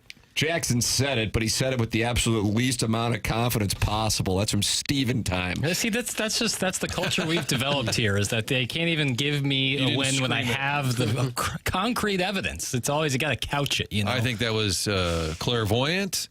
Thank you. Prescient. Oh, just outstanding. It reeks of ball knowledge is what it reeks to me. Like, Are I you know what I'm pointing to doing. the back of your jersey instead of the front? Well, I play for the team on the front of the jersey, but don't forget about the name on the back. How about this guy? Gosh. Man, how about this guy? He's getting a big head. We would hate to see it happen because we love Fran Brown. At least Jackson and I do. I sure do, yeah. There are already a number of college job openings we have in the SEC. One, I think by the end of the year, by the end of the regular season, over under 3.5. 3.5 more? 3.5 total. We already have Pittman. All right, so I got one on the board, over. You're going over. Well, I think Beamer. I think Napier. I think there's a sneaker. Venables is live. That's kind of the sneaker Freeze. one. I think Freeze is. Freeze could be around these particular parts. Unless you're War Eagle, you would love to see it take place on Sunday. By the way, the number has moved substantially for this game. Have you seen this, Papers? Does it flip to Missouri being favorite? Auburn was minus 3.5 when it came out. It's now Missouri minus 1.5. Well, early action must have just been hammering the Tigers. That was the same Missouri thing Tigers. for Alabama. Alabama was minus, 5.5 or 6.5 out of the gate. Right. It closed. Depends on what you got. Most people, I think, pushed. Yeah. Because it closed at 3, but you might have gotten 3.5, and were profitable. Are you confident Mizzou will win this weekend? It's a question. It's a question. I'm concerned. Oh, I am too. That what took place with Bama could have a little bit of a hangover effect. You have a team that has lost 3 straight. One of their captains left the program yesterday. Now, he wasn't necessarily a key player, but it speaks to some of the chaos that could be down there. I always am curious how teams respond to these kinds of situations. Honestly, it was part of a $10, 7-game parlay, so this wasn't necessarily done with a whole lot of confidence. It was just like, let me bet on some crap. But I was thinking Penn State was going to come back to Happy Valley and beat the ever-living hell out of Northwestern. It was one or the other. We saw the other. They not only don't beat the hell out of them, they actually lose, and their coach gets fired. So how will Auburn respond to 3 straight losses and, once again, more officiating controversy and their captain leaving the program? Hugh Freeze announcing yesterday that he is going to stick with Jackson Arnold. He's going to get the start. They have an atrocious offense. So if Missouri can play the same kind of defensive game they played against Alabama, assuming that they're able to move the football in some capacity, you would think they would win this game. Certainly the sharp money is there, as it was on Missouri last week, and I would say most people who had a Missouri ticket either pushed or covered. Again, it depends on what the spread was when you bet it. But on this one, it moved you're talking about, what, a 5-point movement, 3.5 in a couple of days. Yeah, that is quick, fast, in a hurry. Fran Brown is a friend of this program. Doug, he addressed whether or not I don't even know what he's talking. I haven't heard him mentioned for any of these the jobs, but he's certainly a guy who's got attention, even though he's only in his second year at Syracuse. Here he is, the head coach of the Orange. Okay. Leave for some bigger job bigger job. Do you have anything you want to say to the Syracuse fan base to reassure, this is where you want to be? I'm working at Syracuse right now, so I don't really need to talk about that. If this wasn't where I wanted to be at the moment, would I be standing here at this moment? Nope. Yeah, so I'm just focused on that. I'm focused on being here. I'm locked in on coaching the players that I have here. This is where I work at. I think that's disrespectful to even bring that up and ask that. What's the point asking that? To make some media or me to say something opposite? Oh, gosh. Man, I like he's only 3-3 this year. I don't think there's going to be a whole lot of schools banging down his door. Wind sprints on the field like Herb Brooks following a close win against UConn. But he's our guy, Jackson. I'm glad he is, too. What if he had said, I'm only 3-3? What are you talking about? I'm trying not to get fired here. 1-2 in the conference. Now here's Matt Rule, who I know I would imagine a lot of people around here are like the guy who was at the Panthers and he's at Nebraska now. Nebraska is in the top 25. 1 loss, and it was at home to Michigan. He is a Penn State guy. John Talty, friend of the Plowhawks and friend of this program, says that in his mind, Matt Rule is the favorite for the job. He was asked about it yesterday in Lincoln, Nebraska. This didn't necessarily calm down Cornhusker fans. Take a listen. I love Penn State. Met my wife there. It's my alma mater. Oh, no. Fan since I was born. I think probably had a Penn State shirt when I was born. I love Pat Kraft. And really sad to see Coach Franklin go. I came here for 2 reasons. I love the community here and wanted to live here, and I love it here. Yeah. And I wanted to rebuild Nebraska football. And, Troy and I understand the steps that you need to take to make us Big Ten champions and national champions. This place is elite. And I want to be a great father, and I want to be a great college football coach. And so, I'm not going to talk a lot about job openings when they come. Maybe it's been a while here, but this is what happens when you win. I've dealt with it. We've won at Temple, and I dealt with it all the time. I've dealt with Baylor. I'm not going to talk about those things ever. I'm not going to talk about my contract here. I'm going to talk about the team. But I absolutely love it here, and I want us to continue to take the steps needed for us to turn this thing into a beast. And players all across the country want to come here. We have the best facilities. We have elite fans, and I'm just looking at the future. So, but again, I love that place. I love Pat. I love James Franklin. I'm sad that came to an end. I wish him the absolute best, but I'm really happy here and excited to get going this week on Minnesota. Sounds like he's going to Penn State. I think it's a fair answer, isn't it? I mean, he'd be lying if he didn't say he had an affinity for his alma mater, right? And he didn't. He felt bad about Franklin. He's trying to build Nebraska into a beast, Doug. Yeah. Well, they were a beast for decades. Those questions, you almost have to lie. It's such a brutal spot. Yeah. The one that I always thought was definitive, see if we're on the same page. We're talking about approximately 20 years ago, might have been a little less definitive, and then within, I feel like, a day or two, did the exact opposite of what he said when he was asked about a coaching opportunity. Anybody think, and I might be missing an obvious one that you guys... Can we have initials? But it's not Roy Williams because he didn't want to talk about it. Stay in football. Yeah. And initials? Like I said, I'm not leaving. There have been a few of these in the next day. Okay. Dudes be trying to push up on my wife. She bad. It's the game, right? Yeah. That's what they do. Push up on my wife. Is that what he said? It is. That's me and Jackson's guy, Fran Brown at Syracuse. We are. If Missouri could play Syracuse for the national championship this year, we would be torn. Be great. Or just in a crappy bowl. Although just for fun with audio. By the way, Carrier Dome stinks. Wow. Have you ever been there? No. I love watching basketball in the football stadium. But it snows so much there, they almost have to have a dome there. Yeah. Doesn't snow in Buffalo. It snows a lot there, Wait a minute, Doug. He just dunked geographically dunked on you. Yeah. Vince Carter, right over you. Tim, I know this one, but Elbows in the rim, Doug. This is driving me crazy. It involves an SEC school. SEC school. And an NFL team. And an NFL Nick Saban? Nice. LSU to Miami Dolphins. That's right. That's correct. Yeah. And it sounds like he looked everybody in the eye. I know Missouri fans are not a big fan of the Mike Anderson exit. Jackson's nodding in agreement on that one. Yeah, it was tough. Was he called Suitcase Mike or something? Yeah, Suitcase Mike. And they were reporting from the airport. I remember the Dave Matters and Vahis of the world were at the Columbia airport watching the plane take off. Yeah, we had some people guessing Nick Saban. Take a tip of the cap to Cuckleberry Finn, Doug. Okay. Cuckleberry Finn. Cuckleberry. Well, when the coaches like that come and go for a bigger paycheck, it makes me feel like the players are more vindicated for getting every last penny they can get while they're there.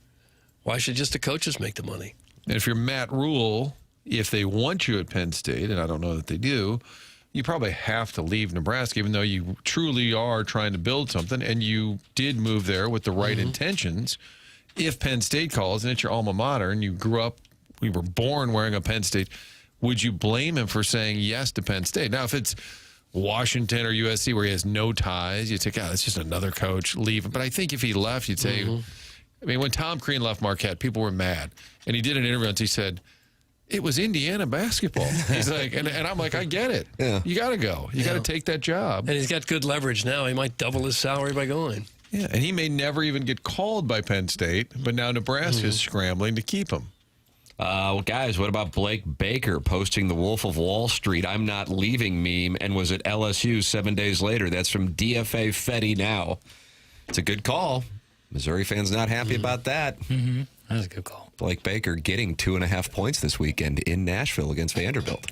On Friday, I want to do the full SEC slate of us for the picking first games. time ever, 8 SEC conference games in one day, and Jackson wants to go through the full slate. On Friday, I want to go to the full slate and everyone pick. I want to see how we do against that. We pick again. We use the spread, right? Use the spread, yeah. No. I don't like that the Colonel and on Power Mizzou they don't use the spread. What are we doing, Colonel? I hate it on game day too. They're like picking like games that are 16-point spreads. Lee Corso would say closer than the experts think when you couldn't talk about spreads. Right before, yeah.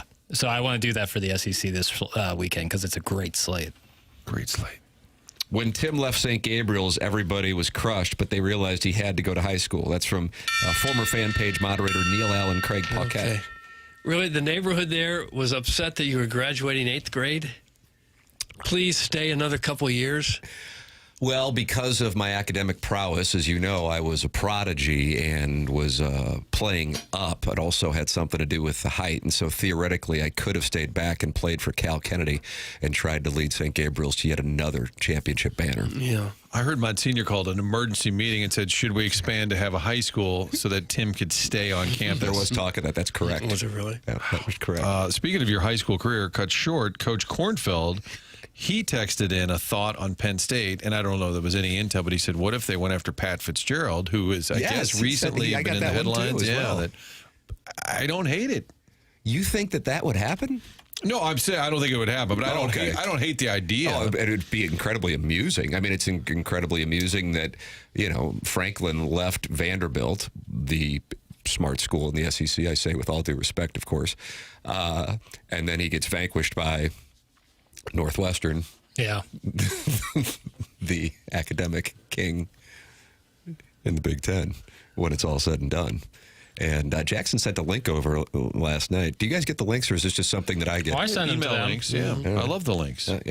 That Franklin's deal has an offset. Yeah. And to go into that, for those who may not be familiar with what that means, let's say they owe him $50 million, but if he goes and takes a job wherever it might be and he gets $45 million, Penn State would only owe him the difference. Right. I think it's $8 a year, and then anything you make sure that Penn State pays out. Yeah. So if James Franklin really wanted to stick it to him, he would just move to like Bora Bora and get no job and have them pay the But entire in that article you sent over, they said part of it is he has a responsibility to mitigate. To look for a job. But he could like Costanza it and, Art Vandelay Industries. He should be the JV football coach at some high school and say, I got 20 grand. That'll take that out of what you owe me. Podcasting.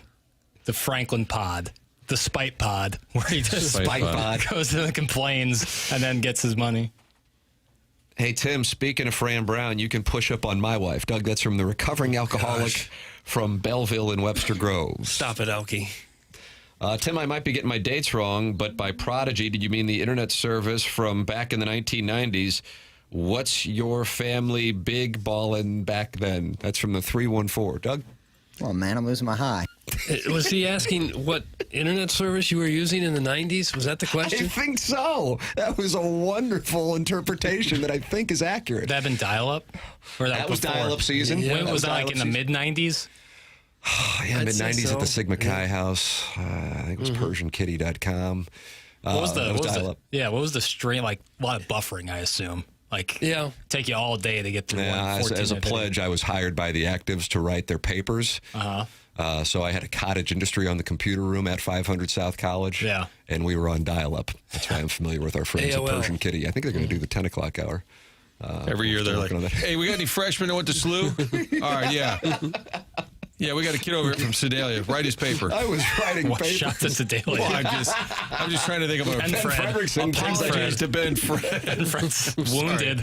I just was trying to think of a random smaller town. Yeah, well, I take it back. Dexter, I'm sorry. There you go. Hunchback of Vaughn Castle has officially announced his projections. He's got Kalen DeBoer going to Penn State and Lane Kiffin going to Alabama, and we're going to have chaos. Oh, wow. What do you think about that? Why does it feel like Lane has really found a spot there with Ole Miss? I feel like a lot of guys are kind of going, I'm good. Right. Now, Kalen DeBoer might be one of those guys who's like, I can see this being a problem. Yeah. It might be nice to go back north. Get out while the getting's good. I call that the Frank Haith escape hatch. And you take a job at Tulsa and be like, what? And just getting out while you can. Right, yeah. For everything. Well, he did the same damn thing in Miami. Yeah.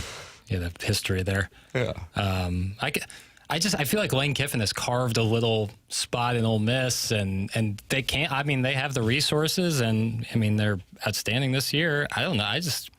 Why take on the hell that comes with Alabama? I legitimately agree with it. I think the Matt Rule thing. I follow him a decent amount. Again, it goes back to my obsession with college football. I really do buy in that he is trying to truly commit to Nebraska, and I kind of think the only place that he might leave for happens to be the place with an opening now, so it could be a weird spot. Right. Nebraska having an opening I don't think really impacts the big schools unless you have somebody on the Frank Haith escape hatch plan. But I mean, I always was surprised by Bielema going to Arkansas. That struck me as an odd one. Kelly going to LSU. I know that irritated Notre Dame fans. That's the thing. If you're a fan of a program that you consider to be a big boy, and then your coach leaves for somebody you consider to be comparable, it's an ego blow. So that's why oftentimes the feelings are so intense with the hell hath no fury, like a college football fan scorned. It kind of goes back to what are the blue blood programs? Like Nebraska was, for sure. Yes, yeah. But it's been obviously, a couple decades. Is USC still a college football blue blood? And the answer is probably no. So then you get down to it's a really small list. I know you guys were talking about this with the onboarding piped you in. At one point, it was blue blood related. And I was thinking, who's still like Alabama, Georgia, blue bloods? Ohio yes. State. Ohio State. Michigan is still a blue blood, even though this year's team is Notre Dame. Texas 2 years program wise, and even Texas is probably shaky, probably on the blue blood bubble. Texas blue blood. Oklahoma still a blue blood? No, just dropped off in the last couple of years, right? So Jackson's very confident. It's like I'm watching Rain Man over here when you throw these schools at him. He doesn't look up. He's dialed in. Like Clemson was, or were they never? Even though they were winning? No, they were. Okay, they were. Not anymore. Why would we use the term blue blood? Good question. I'll find out the origin. Toot sweet, Doug. All right. Well, Jackson's going to have that. Is really for you. spry. Yeah. Well, it's because he's got the Schilt win. He's got the Franklin win. He feels good about Missouri at War Eagle. You going down to Nashville to snipe some bachelorette parties for the Vanderbilt considered game? it. There I have it considered is. There it is. Doug, what goes on in Nashville? Oh, that's a bunch of sorority girls driving around in open-topped buses yelling, "Woo!" claiming to be having the time of their lives. Cowboy at hats the bachelorette with party. Little streamers on them. And the guys are on the bus that they pedal so they can drink a keg. Although I think that pedaling is performative. Like they're not really doing much? The pedals don't face the right direction. But they still get the axle going so you can move. I'll give you an axle. Like a, what does that mean? Is that an HR Gonna thing give right me an there? axle. That is an HR. Well, we're even.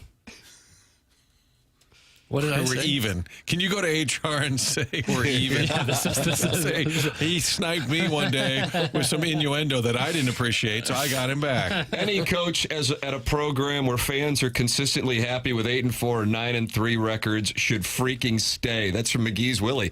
I got to tell you, I kind of like that take. It's not inaccurate. It just depends on what your goal is, and that's an individual thing.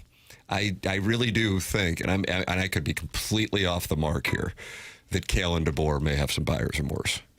I know. Like stay at Washington, it's a great place to be. Yeah, why did I mess with this? I didn't. I mean, I knew it was going to be one thing, but holy crap, it's a whole nother thing. I mean, they've rattled off wins at Georgia. I realize Vanderbilt's not a glamour program, but I think they're a damn good team.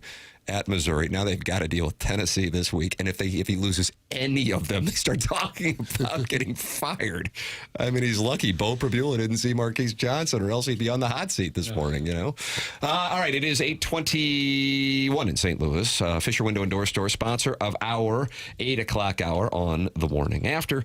And Martin, you are a Design Air Heating and Cooling fan because they're the sponsor of the email today, and we're clients of Design Air. Yeah, they are loyal to this program, and really, if you are loyal to them, you're going to get great service every single time. I think it was Minute Bowl eligible twice in this past year. Had texted in, said they had some issues with the AC, the furnace, and there they come. And the Design Air trucks, that means you're getting the very best. So you get great service, a company you can count on. They've been around for more than a century, family owned and operated, and a great employee staff because they love working there. It's a great combination. The employees love working there, and the customers are happy as well.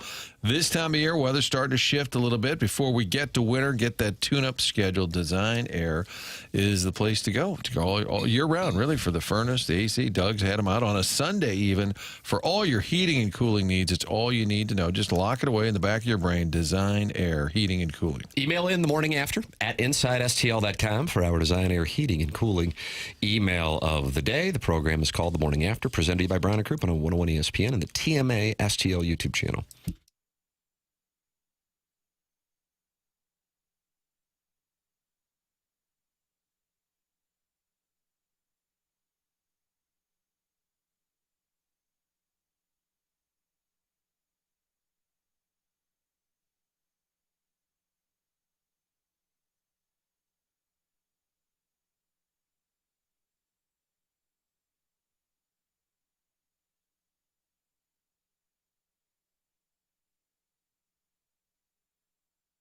Schnucks, the place to go to load up on groceries and also save some money while you're doing that, marking down the prices. They did that months ago and left those prices marked down, and every time you're in the store, you'll see what's called a digital shelf tag where the price can change all the time. That means they can adjust and save you even more money. And if you get the Rewards app, they'll email you on items you frequently buy and let you know if there's any additional savings. Trying hard to save you money. In addition to all of that, you can use their great delivery service, Schnucks Delivers. They established that the last couple of years.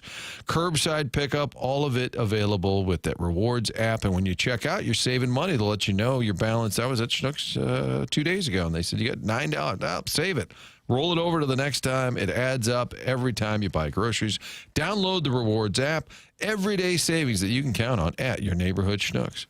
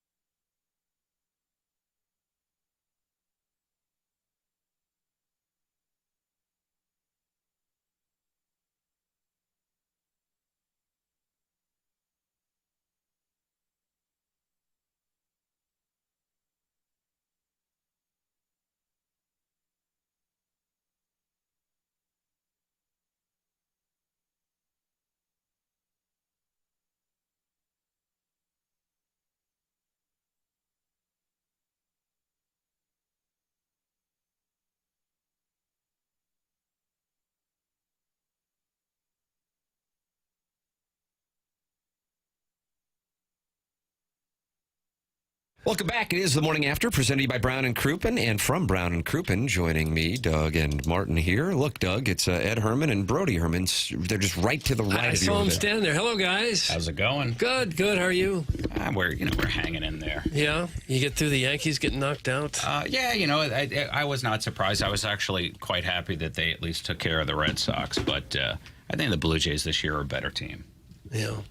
And now the Blue Jays are in trouble themselves. They are, and I mean, listen, if they wind up going quietly in the series, I think you'll look back on Game 1 and really hypercritical of pulling Kevin Gausman as early as they did. I mean, he was cruising. He'd only thrown 76 pitches. He is that team's ace. I hate this playoff style of pulling these starters. The itchy trigger fingers from the manager. That no good. I mean, I get it if they run into actual trouble and you have to manage with urgency. But this is Game 1 in your home park with your ace on the mound, having thrown 76 pitches, and had only given up 1 run, and he was cruising. Right. And you could see the other team just thinking if they could just get this guy out of the game, maybe we can do our thing. And that's why you pay him. And they so much money. It's for this very moment. They went for that. And by contrast, look at the difference of Dave Roberts, a more veteran manager, has been doing it for a long time. He saw Blake Snell dealing last night, and he's like, I'm just going to keep riding this guy. His pitch count was reasonable, and he winds up giving him 8 innings, with just the 1 run. Actually, no runs. He only had 1 run of support, but he let him go 8 innings, and the Dodgers prevail. So it just just a difference of a veteran manager reading the situation just right. You're a baseball man. Did you know the rule on that play at center field? Well, what had happened on that, as far as I saw it, you're talking about the double play? Yes. Yeah, as far as I understand it was just, I think all that happened ultimately was there was confusion as to whether or not he caught the ball. The runners couldn't tell. So the runner on third had gone back to tag. And since there was bases loaded, it was a force play at home. And basically, the ball comes into home plate, and they just get the force play at home. And then the catcher had the wherewithal to realize, I may still have the opportunity to do the same thing at third base because of the confusion. And he basically touched home plate for 1 out and ran to third and touched third for the 2nd out. And that was it. But it didn't cost the Dodgers the game. But it may have impacted the series because that 9th inning, I think if it had only been a 1-0 game, I actually think the Dodgers might have had Snell go batter by batter to see if he could have closed it out. When they got the insurance run, they felt more comfortable bringing in Sasaki, or however you pronounce it, Sasaki. He did not look good. He looked nervous. I don't know if you watched the game, but when they pulled him out, he got himself into trouble, gave up the 1 run, had first and third and 2 out, and they pulled him. He looked like a scared child. He was pale, and I don't know. I feel like that's going to maybe impact his confidence the rest of the series. I'll tell you the pitcher who got pulled that I didn't understand. So Tarek Skubal, that 15-inning game, he pitches 6 innings. He's got 13 strikeouts. Mariners hadn't scored. They take him out immediately. The Mariners got 2 runs in that game right after they took Skubal out. Now, A.J. Hint said after the game, yeah, he and I talked the inning before. He was spent. He was, and they say that all the time. I didn't hear if Skubal had any comment about it. That was that marathon Friday night game. Well, he said, I think 99. I get it normally, but if it's a guy who's just humming along like that, I think I got to push him. Well, yeah, but it didn't really cost them though, because their bullpen did wind up giving them a lot of scoreless innings. But it tipped the game at that point because they were winning 1-0, right? And then they got 2 as soon as he came out. Then they came back, they tied it, if I'm remembering correctly. Yeah, that's true. So Listen, if you leave him in, maybe you win 1-0. I think the thing is you got to ride your aces. That's why they're your aces. I just don't like seeing anybody who's pitching really effectively. That's the only thing that should determine whether they stay in or not. I wouldn't care about their pitch count. And in a deciding game, to me, pitch count, you can't worry about the next series at that point. Right. Now, again, if Skubal said, I want to come out, but I feel like they always go along with the manager. They never throw him under the bus. Say, yeah, I guess it was time. Yeah, except for the famous Mike Mussina. Do you remember the game where Mussina's on the mound and Joe Torre is thinking it might be time to pull him? And Torre was about to step out and go to the mound. And Mussina from the mound says, don't come out here. and he pushes him back aggressively. And Torre has this great reaction where he's like, oh, whoa, okay, all right. And he just sort of creeps back into the dugout. Yeah. And he does this thing, but more of them should do that. The pitchers. Yeah, although I was watching a clip on TikTok that came up the other day, and it was Goose Gossage, and he was talking about when he was in the World Series pitching for the Padres against the Tigers, and Kirk Gibson was up. You remember the play? Should have walked him. And the manager gave the signals. Dick Williams said, "Walk him," and Gossage refused. Said, "I can handle him. I got him." And so Dick Williams said, "Go ahead. It's Gossage. Next pitch, home run. And Gibson, and that was it. Gibson responsible for arguably 2 World Series championships, 2 different teams with key home runs. But I think you could at least sleep at night saying, well, it's Goose Gossage. I mean, I'm gonna give him a shot at it, even though maybe listen, baseball strategy says otherwise. Be like, I got Goose Gossage. Kind of our argument with the ace is like, hey, if I'm gonna sink, I'm gonna do it this guy. Listen, I think it's one of those things. If a person is going to go to the mat and basically say, I got this, give this to me, and they're willing to own that, I think most people kind of go with that. And you say, you know what, if a person's feeling that confident, this is their moment, they're ready to meet it, you give them a chance. Sometimes it doesn't work out. That's it. Now, see, now I have to yield the mic to Brody. There's way too many people in the chat here. Oh no, the chat! I forgot. Yeah. That's right. Well, and there's the Ultra YouTube chat. That's it. Yeah. Well, and I wait until there's 3 comments insisting on Brody, and then I just step aside. Brody, what do you got? Oh, I got a lot to talk about today. It's a big weekend. So first things first, AEW Wrestle Dream will be on Saturday, October 18th at 7 o'clock p.m. Central Time. It's going to be at the Chaffetz Arena. For those who don't know, that's where the St. Louis University basketball team plays. So it's going to be great. The main event will be Hangman Adam Page defending the AEW World Heavyweight Championship against Samoa Joe.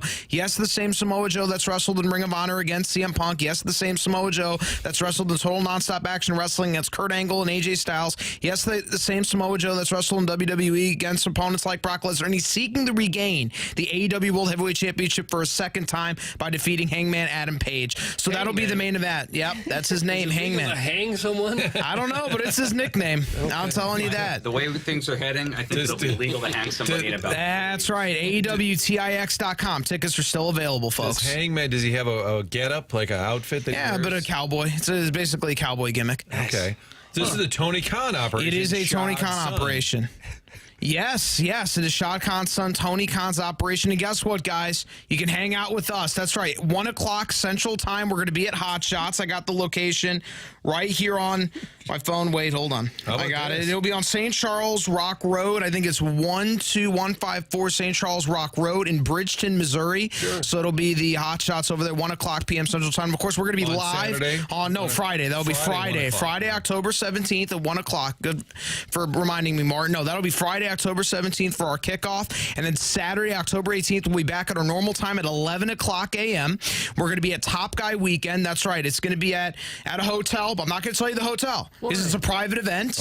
And VIP. for the top guys who subscribe to adfreeshows.com should get an email about the information of the hotel venue, but we're going to be at normal time 11 a.m. A lot of cool stuff. You're going to see a lot of cool people. So if you are a top guy on adfreeshows.com, check your email. And if you didn't get an email, message them on Patreon and get more information about where it's at. But we're going to be live at the event on our normal time, 11 o'clock a.m. And check your email, guys. If you're a top guy with adfreeshows.com, I think you have to be an active top guy subscriber for 12 months. But if you're a top guy with adfreeshows.com, you have an incredible opportunity here in St. Louis to be a part of a great event. A lot of wrestlers are going to be in town. It's going to be awesome. How about that, Doug? Boy, Brody, you're delivering it, man. The radio presence has really become noticeable. Thank you. I appreciate it. Look at that. Bring some heat. Yeah. That's right. Would you like to be a wrestling announcer someday? You know what? Whatever the wind takes me. I have no idea where my future is going to be. It seems like a pretty cool job. Well, Doug always said he wanted to do this show for 30 years, and he's getting there. God. It's true. What did you have designs on something when you were at school in Minnesota? Yeah, I did. I was in I actually graduated with a degree in journalism. I wanted to always be in broadcasting, always have my own show. I don't really know what that show is going to be. It ended up being wrestling, though. I always wanted to be in journalism. That was always my goal, to be a sports broadcaster my whole life. So. Did you go to University of Minnesota? Yes, is Golden that why Gophers. Your theme here is kind of that burgundy Minnesota color. Yes, that definitely inspired the maroon getup that I have here. It's definitely one of our show's iconic colors. The Golden Gophers. And you actually completed all the classes to get the degree. Yes, I did. It was awesome. What are you doing? What are you saying? Why are you saying that? It's just a nice effort. I gave great effort. Some people stop with 8 hours left, Brody. That's why Tim didn't quite make it. That's why I would like to invite Darren Meckler. I would like to invite Darren. Man, Darren is still going off. I don't know who Darren Meckler is. It's now his third, really mean negative comment about me, which I'm perfectly fine with. Unfortunately, that's not what we see. I don't mind, but here's what I would like. Darren, I would like to invite you to lunch. An actual lunch. I will pay. I feel like you just have not gotten to know me very well. I'd like to give you that opportunity. You can pick the place. I'm going to be traveling a lot. I'm speaking at a lot of different conferences this fall, but I'm sure we can find a day that will work. All right, Jackson, why don't you join him with Harrison's brother, Master? Martin, you can join him with Kwame and reach out, Darren, and let's sit down and have a sandwich. The question is, if you get in a car accident, my friend, who are you going to call? That's all I'm saying. Brown and Crouppen. And I tell you, it's not going to be the Ghostbusters. 2222. BrownandCrouppen.com. Darren Meckler, who's in the Michelob Ultra YouTube. Is that a real name, I guess? I'm sure it is. Darren, let me give you my email address. Oh, wow. Here we go. It's Ed H. So EDH. Ed H. At Look, show prep Bill, you can jump in with your negativity. You're not getting an effing lunch. But Darren will. EdH@getbc.com. Reach out to me via email. Let's get lunch. Let's have We're going to have a hate summit, okay? Great. I enjoyed, somebody said Brody could sell ice to a penguin. I like that because I'm telling you, it's like you're cutting a promo when you come in here, brother. Of course, that's how I operate. I got to go in. I know I got a small window of time, so I got to fit in as much information as I possibly can. That's how I operate. So, Ed, you and Darren Meckler are going to get together. We'll see. He has not responded to the invite yet. Okay. Well, we'll see. Well, I'll be looking for the email. Well, that's a good. I don't know. You know what? I don't know if it would be on the podcast. Although maybe that would be fun. I'll ask Terry and Andy how they feel about that. Let's have on as a guest somebody who just absolutely hates me. Well, we open the phone lines every day. That's true. Yeah. Listen. I don't mind. I think it's a listen. We're all having fun, are we not? Oh, we're having a ton of fun. I have fun every time. There you go. Every once in a while, Papers and I will snap at some of these folks. Look at that, a good comment. Ed Best Fries and STL Lizard Bulliards. All right, we got a good comment. Yeah. Good comment for Bulliards, but he's right. We have plugged Bulliards multiple times on the show. There you have it. Let's go to Jack, you want to go to Bulliards today? You and me, buddy. Hey, that wouldn't be a bad idea. Get the spicy bowl. You'll enjoy it. I'm telling you, the beef Tadlow fries and a spicy bowl. You'll be great. Doug, color me intrigued. All right, we will wait for Darren Meckler's response. So far, Ed, he has gone dark ever since your invite. Well, they get called out, and then they get off the keyboard as soon as they get called out. I suspect he will email me. And we will have lunch. Why wouldn't he? I can't wait. I'm going to bet against that. I don't think he's going to do it. I don't think he's going to do it. Why? That's kind of the way. Those are the keyboard gangsters. Jackson just gave me a behind the back strike and then they go back. Who cuts the best wrestling promo? That's a loaded question. Who does cut the best wrestling promo? It depends. I mean, are we talking about managers who get paid to do it, or we have to go wrestlers? I guess. Oh no, he says no thanks. He's out. Oh no! So I got paid on that. I was getting paid. I did cash. I think I'm going to email you, Ed. I'll go. What if I pretend? Martin, I'd love to go to lunch. Hey guys, I'd love to go to lunch with anybody. Darren Meckler. Oh, come on now. It is Darren Meckler, and I'm going to show up at Ed's lunch. Oh, that's a keyboard coward. We call them. Right. Ed, Brody, wonderful conversation. Absolutely. As always, hopefully you and Darren Meckler will get a chance to sit down. I tried. That's what it is. I extend the olive branch, but. He's in his mom's basement, and he can't. That's right. Spicy South says Paul Heyman. Yeah, okay, he's a manager, but that works. All right, that Paul works. Heyman, Spicy South, congratulations. CM Punk works. Heenan. That's a great answer. Bobby the Brain's the best manager in the history of the sport of wrestling. He was funny. Oh, he's great. Ed, Brody, thank you so much as always. Be good. Be good, gentlemen. Brody Herman here on TMA. We'll take a break. Come back with more 101 ESPN. Woo. There you go.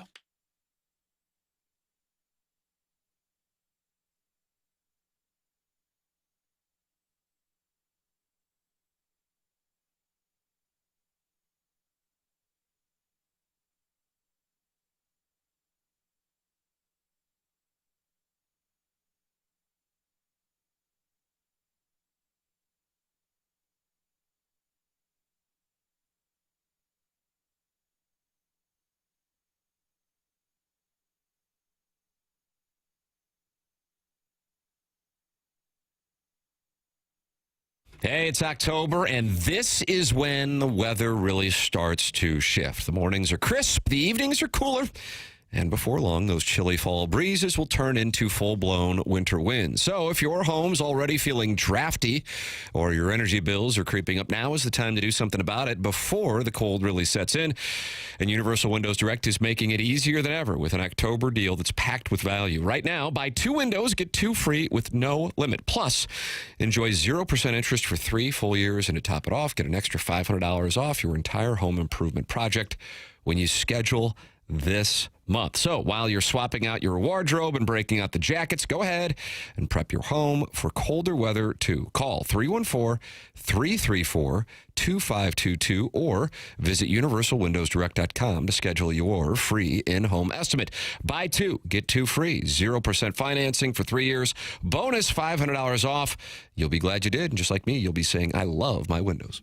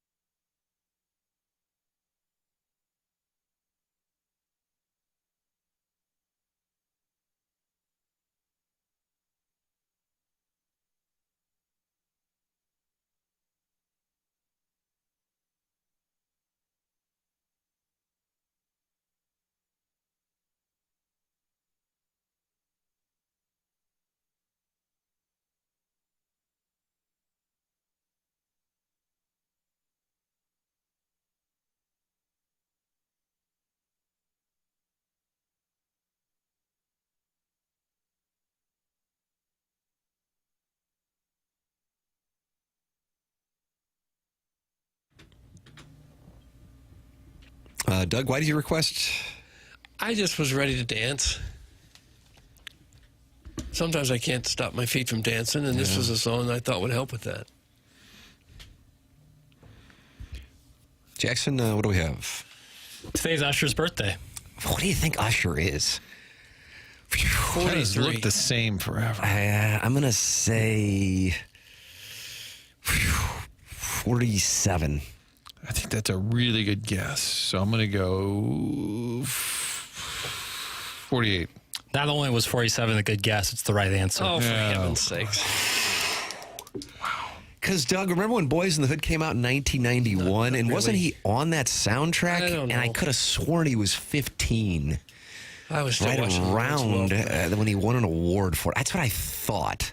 So I was doing some math. If the award ceremony was, then I'm sitting there going, it's got to be ballpark in there. Yep.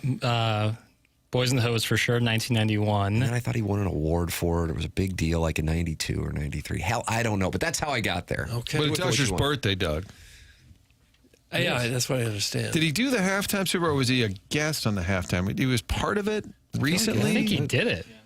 I think he did it. Yeah. I think he Or he did. And brought he was out- topless, wasn't he? Clip that off. There might have been a moment where he was topless. I think he Roller was skating, too. roller Yeah, that's skating right. topless. Yeah, That's yeah. right. Okay. That's how you like all your men, isn't it? It was 2024. Is that right? Wow, how quick they forget. I thought when Did he Rihanna, team Ben up with Kendrick. somebody? Take your calls. 314-974-0101. You can call in about Ursher's halftime performance, which all of us remembered so well from a year ago. Alicia Keys joined them. No, they're in. Yeah. I remember this now. Yeah. And she had her debut single in 2001, I just don't know Fallen. the years. Am I I'd right like to on help that? you with the years, but that's one thing I can't. Yeah, I feel like that's. And she's married to Swiss Beats. Am I right I don't know on who that? Swiss fact. Beats And then are. Swiss Beats worked with Hove on to the next one in 2009. Am I right on that? Absolutely. What kind of a name is Swiss Beats? Jackson? Swizz Beats. Yeah. What's that supposed to mean? He's a record producer. Well, what's the Swizz mean? Couldn't tell you. You'll have to ask Swizz himself. He will join us at 10:15 Okay. Is that to Swedish preview House? the Blues and Blackhawks. 8:30 start. Jackson's mad about the time. Why are you mad? Why Swisher it doesn't House. affect you, does it? In any way? I'm mad? You were mad about the 8:30. You was frustrated that the Blues were playing at 8:30 on one tonight. Yeah, good point. I don't care. And then They played at 5 o'clock Vancouver time for the Vancouver opener up there in BC, and then the Blues will come back to the Central Time Zone and will play at 8:30. Yeah, what up with that? But you mentioned it. I think it was off air. No, I mentioned it on there.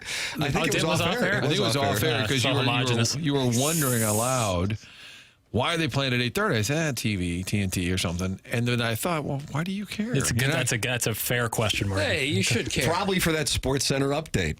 That's what it'll be. Right. That's what it's about. Blues and Blackhawks pregame here on 101 ESPN at 7:30. Puck drop, 8:30 p.m. Hello again, everybody. Hello again. I'm surprised they don't make more of those West Coast teams play earlier games. Because if they play at normal time, you know, how many people in the Central or East Coast time zone are going to stay up till midnight or 1 o'clock to watch the hockey? But it impacts the franchise's ticket and concession revenue if fans can't get there at 5. Yeah, I guess it. I was surprised that it was depend on- 5 in British Columbia last night, but I was delighted. I wonder if that trumps what your TV ratings would get you just by having it on a more convenient time for more Jackson's people. debating whether or not he wants to bring up the NHL's TV ratings. No debate. Well, no, I'm not going to bring anything up. Oh, I'm just I going thought the no debate was the ultimate. No, I'm just going to sit here and grin. Are you? Yeah. Okay. Just watch some talented guys talk it over. Chopping it up. Old school. Yeah, old school. That's exactly right. Another time to agree with Piddles. What is up with the 8:30 start tomorrow night for the Blackhawks game? Thought that was only for the playoffs. So dumb. Any of you ropes going? Do you think that was an autocorrect from Dopes? Probably. We can keep each other awake in the concourse. Let's go Blues. That's Sharon and Clayton. Any of you ropes? As she has acknowledged, it was supposed to be Dopes. Dopes. not My hair kind of looks like a rope sometimes. Yeah, right. Yeah, like a frayed rope. Oh, no. A frayed rope? Yeah, like the ones you used to climb up. Gym class, didn't they have you climb to the top of the ceiling? And Oh, yeah, it's like What about a Gabriel kid If you could do falling it, now? not Wouldn't that be everyone can do really? it. There was always a kid who weighed like 60 pounds soaking wet, and he could do it in 2 seconds. You taking a shot? But was that you? They did have a half-inch mat on the floor in case you fell 60 feet. Yeah, if you fell 3 stories, you could at least land on half a mattress. Jackson, it's a shame some of those 8 SEC games this weekend aren't on Friday night at midnight. That's from Steven Time, who hated Jackson's Friday night SEC take. There's so many that could be an easy week to farm it out. Oh, it'd be great. What are you going to do? Would you like Friday night down on the plains instead of Saturday night? No, Saturday night's better for that Friday game. night in Nashville for Brian Kelly, Clark Lee, and Diego Pavia. The best one for this weekend. Theo Vaughn not included. The best one for this weekend, I think, A&M at Arkansas. That would be the one. Arkansas on a Friday night. Oh, woo, pig, suey, and Fayetteville, Doug. A&M looks like they're establishing themselves as one of the top contenders in the nation, but they have to go down to Arkansas to get Only that given game. 7.5. Hello again, friends. That would be a perfect one. Or Venables going to Columbia East in Oklahoma and South Carolina. That would also be a good one. It's a Wednesday night TNT doubleheader, Sharon. Keep up. That's from Tervis Parish. I like keep up. Guys, I wouldn't have called you dopes. I would have called you mopes. That's from Pele Blanco. Yeah, I guess it could have been mopes, but she did say it was intended to be dopes. Jackson wants Friday games unless it impacts his teams. That speaks volumes. That's from Steven Time. It speaks volumes like the silence is deafening. Yeah, it's borderline full stop. There are two pretty big games this Friday. What we got? Louisville at Miami, Nebraska at Minnesota. Miami is gonna smack the taste out of Louisville's mouth. But they're ranked teams playing. It's not like just nobody to fill the schedule. Is Louisville still ranked? Well, no, Miami is, and Nebraska's ranked. These are two. And who's Nebraska playing? Minnesota. Keep up. Snort some Adderall off my tramp stamp. I've been taking B12. Your point was that they could probably do really good TV ratings if there was good games on Friday night, and there are some good teams playing this Friday night. And I believe Who's that's Nebraska playing? Minnesota. And it's on the 2 Fox. They stink. They'll beat the taste. PJ Fleck takes a heater. Him and his little tie and quarter zip.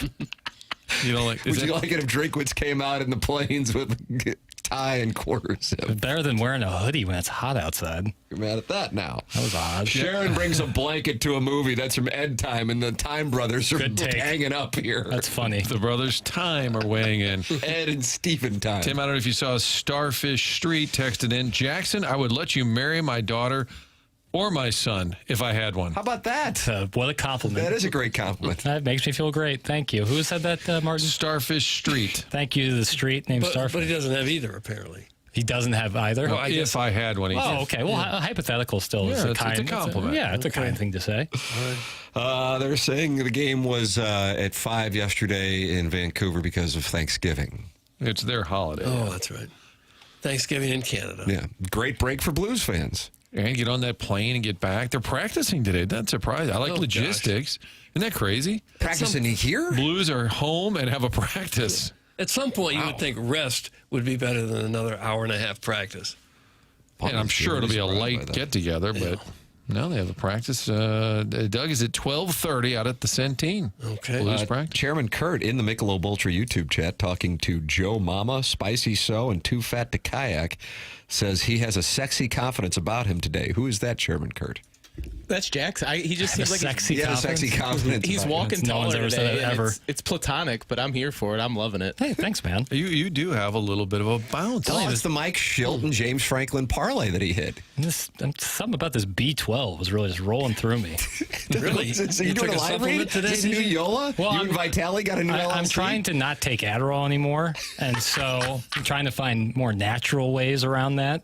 And this B12. You snorting it? No. It's a soft gel. The soft gel. I cut my dose of Rubistatin down in half, too. So you and I are both high-flying today. Yeah, fun with pharmaceuticals is what it sounds like to me. Can that be a new segment? Clearing the deck, under construction, from the desk of Jack B. That's when and you jump the shark. It's fun with pharmaceuticals. Well, it starts when you took my fruit salad of pills in Jupiter.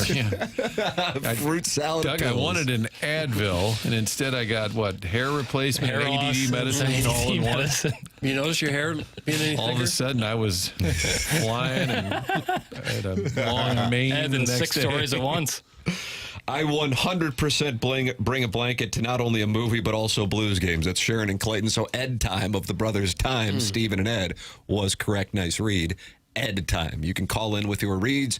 You can text in with your reads, and you can talk it over with other TMA listeners, including Chairman Kurt, who is in there talking it over about Jackson's sexy confidence in the Michelob Ultra YouTube chat. 253 friends have gathered to talk it over at youtube.com/TMASTL. James Carlton is a longtime TMA sponsor, also a longtime Tim McKernan Show podcast sponsor, just like Mark Hanna and Seth Goldcamp.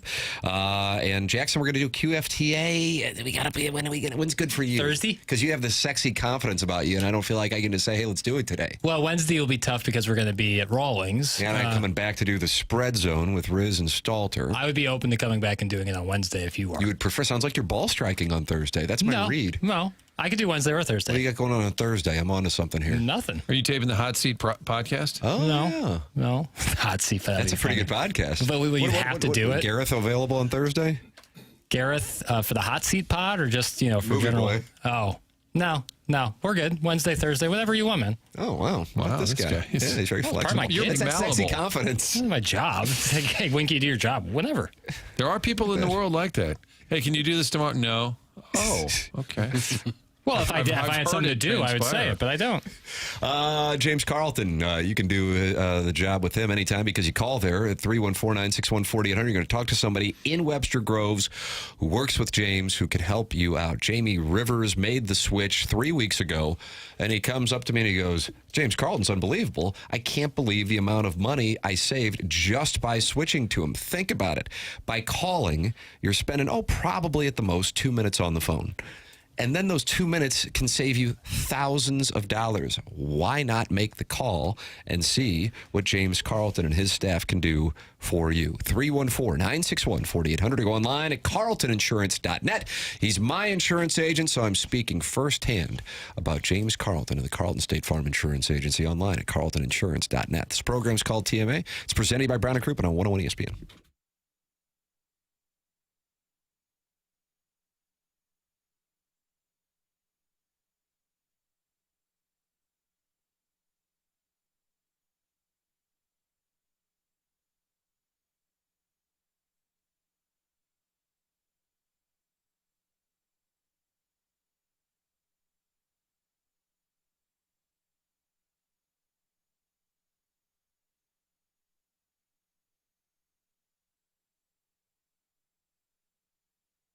AutoLoanPro.com. That's the website to head to if you're in the market for a new vehicle. And doesn't matter what your situation, what your circumstances are, they're going to help you get into that new car. They'll do it with little to no money down. Going to work hard to get you the best rates possible. They know that anyone could sell you a car, but it takes a pro to do it right. Making that large purchase with the financing gets a little complicated, especially if you had a hiccup along the way. Auto Loan Pro will get you back on track. In addition to that, on that website, we've been telling you about this. You should take advantage. They've got a free playbook there they put together that's going to educate you on the credit system and how it'll also help you get the car of your choice in the future. Auto Loan Pro is part of the Lita family. Again, online, AutoLoanPro.com. Financing a car, only thing to know is to choose the Auto Loan Pro. Get online, check out the free playbook, and pick out a new car with the lowest rates possible from your friends at Auto Loan Pro.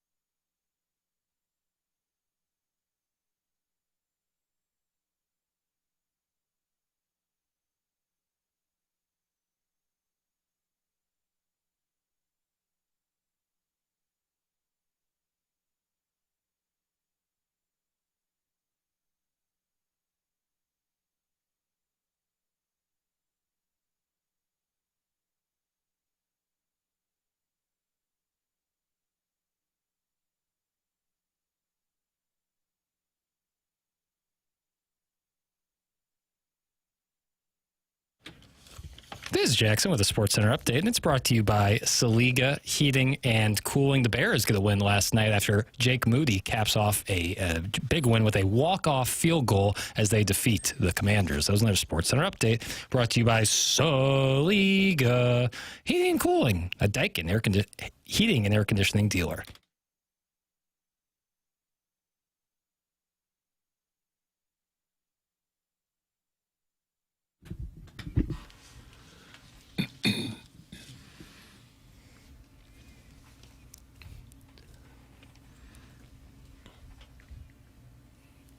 Doug?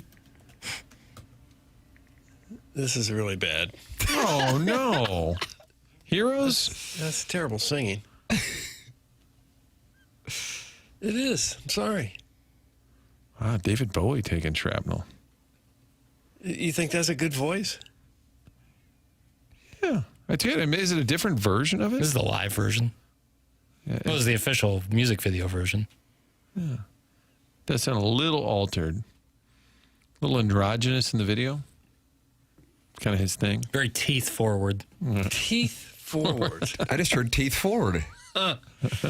Stephen Time of the Brothers Time, who had a huge Fisher Window and Door story 8 o'clock hour. Now they're going to try to have a strong Mark Hanna Evergreen Wealth Strategies 9 o'clock hour. Says that was a 3.8 out of 10 Sports Center update. The good news is you have more opportunities to get better. That's from Stephen. It was worse than that. It was bad. I didn't have anything planned seconds before it happened. And we were having a conversation about something completely else while I heard the music playing. Yeah, which is always a scary sight. So I just, had to think on the fly, and big Bears W. Again, closet Bears fan. Yeah, you adopted the Bears at the beginning of the season. Silently, but said it on live radio. Why the Bears? Silently, but said you like that Luther Burden being up there? Love that Luther Burden being up there. I think they have maybe the best uniforms in all of the NFL. Really? Yeah, I really like the Bears uniform. And, I like an underdog. A big win last night. Yeah. Handed to them by Washington with that late fumble. Yeah, well, hold on to the pigskin. You didn't watch it, did you? Doug, you're starting to pick up reads. I watched the first half. Okay. Jaden Daniels had an issue when somebody was going to go lug the pig. Mm-hmm. Bobbled the handoff there. Bears recovered. Down the field, kicked the field goal in the last play. Chairman, do you have the audio that Lane Kiffin and Kirby Smart are part of a game that Jackson would like to see played Friday at midnight, you said? With Auburn and, Georgia and Ole Miss. And yesterday at his press conference, Lane Kiffin was asked if he and Kirby Smart burn the most calories of any coaches with all of their energy up and down at the sidelines. Kirby Smart, of course, coming off of his fake timeout Saturday, and Lane Kiffin coming off of attacking the students for not showing up for the Washington State 11 o'clock kickoff game, as Doug calls it, a non-con. Mm-hmm. Take a listen. Here is Lane Kiffin. All right. Off the wall question, you and Kirby, probably some of the more demonstrative coaches on the field. Who do you think burns more calories in a game, you or him? I don't know. That's a good question. I walked by the TV and saw his press conference today, so it doesn't look like he's burned too many calories. But he does have a lot of energy in the games, and he coaches really passionate. And I've given him heat before about the weight loss part. He says he's too stressed to work out. It sounded like he was trying to be funny, but he did not. He did not get a media chuckle. No, where's the media chuckle in Oxford? And as we know, the best jokes are the ones you have to explain. He had to kind of walk it back and say, by the way, I joked with him about the weight loss, because it was kind of it deserved a media chuckle. I couldn't agree more. Do you think Kirby Smart is too thick? No, I'm not gonna fat shame him. He's zoftig. Mm-hmm. I don't like the visor, but Trinket wears a visor. Don't like it. So you want to wear that little quarter zip with the tie like How PJ about a ball Fleck? cap? Like, what are we doing? And as someone who's follically challenged, like Drink, no need to show that part off. Just cover it all up. It's the best way. Yeah. Bottle up your emotion. It's kind of a hat you would use just to keep the sun out of your eyes, maybe on a golf course, maybe. Yeah, I don't like it. Did Spurrier launch that day? I mean, I feel like he really was a visor guy. I think he was the visor founder Pioneer? for college football. Yeah, Pioneer. There you go. The pigskin Pioneer, Doug, of the visor was Right. Spurrier. I just wonder why you would need it. Why it's like a convertible for a hat. Do you picture Sorry, NFL? Tom, it's out. What about NFL coaches wearing a visor? I don't see that. I can't think of one. Maybe Doug Peterson wore one in Jacksonville. Yeah, that's a good call. That's a nice play. And you got the sun down there. Should be in a dome, right? Doug? Ditka didn't need a visor. No. Jackson brings up Tommy Izzo, and it's going to be fun to see Tom Izzo in St. Louis as a 6 seed taking on Virginia, or Jabe White in Villanova, and they will take on Tennessee. Jackson loves Wickboards, according to Joe Lenardi's latest bracketology, which has just been released, Doug. No. Michigan State taking on Virginia or Villanova in the 6-11 matchup, and then they'll take on the winner of Tennessee and Troy. Could we maybe have the first practice first? Tennessee and Toy. Purdue number 1 in the first polls.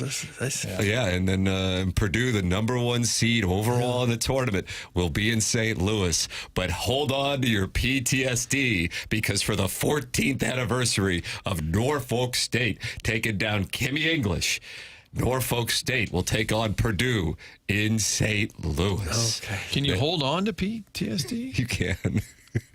Baylor and Vanderbilt will be the other matchup, and that's going to be fun here in the 8-9 game. Now, you ask yourself, where is Bazzori? Where is Dilladoy? And is Josh Schertz, friend of the show, possible future co-host, are they in the tournament? The answer on the Billikens, no, Kwame Voyukas IV. They are not in the tournament. Bazzori is heading to Oklahoma City to take on USC and the Trojans. We have a starting time? No, Probably. that would be stupid. That would be stupid because they haven't had the first practice yet. And Dilladoy is a 4 seed taking on High Point. Okay. But if they get past High Point, they could take on Jerry Falwell's Liberty in the next round. If they get past Larry Eustache, if he gets out of South Columbia. He's got the entire bracket listed? Of course he This does. is Lenardi, dude. That's what he does. And then Hugh Freeze coached at Liberty, but he was in a hospital bed coaching. Most look at me thing I've ever seen in my life. That is just still to me. Calling It's plays? unbelievable. Yes, he That's was correct. coaching. He's up there with a headset. It's unbelievable. Didn't Lance do that once for the Rams? Well, no, he tried to call the plays from home, and Jay Zygmunt ran into the coach's booth and said, "This is not working because it's on a delay, the game is, so it wasn't really working out the way they thought it might."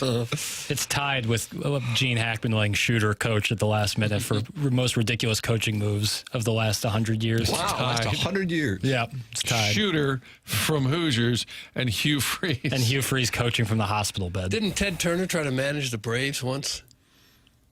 I think he did. A long time ago. I think he got down in the dugout.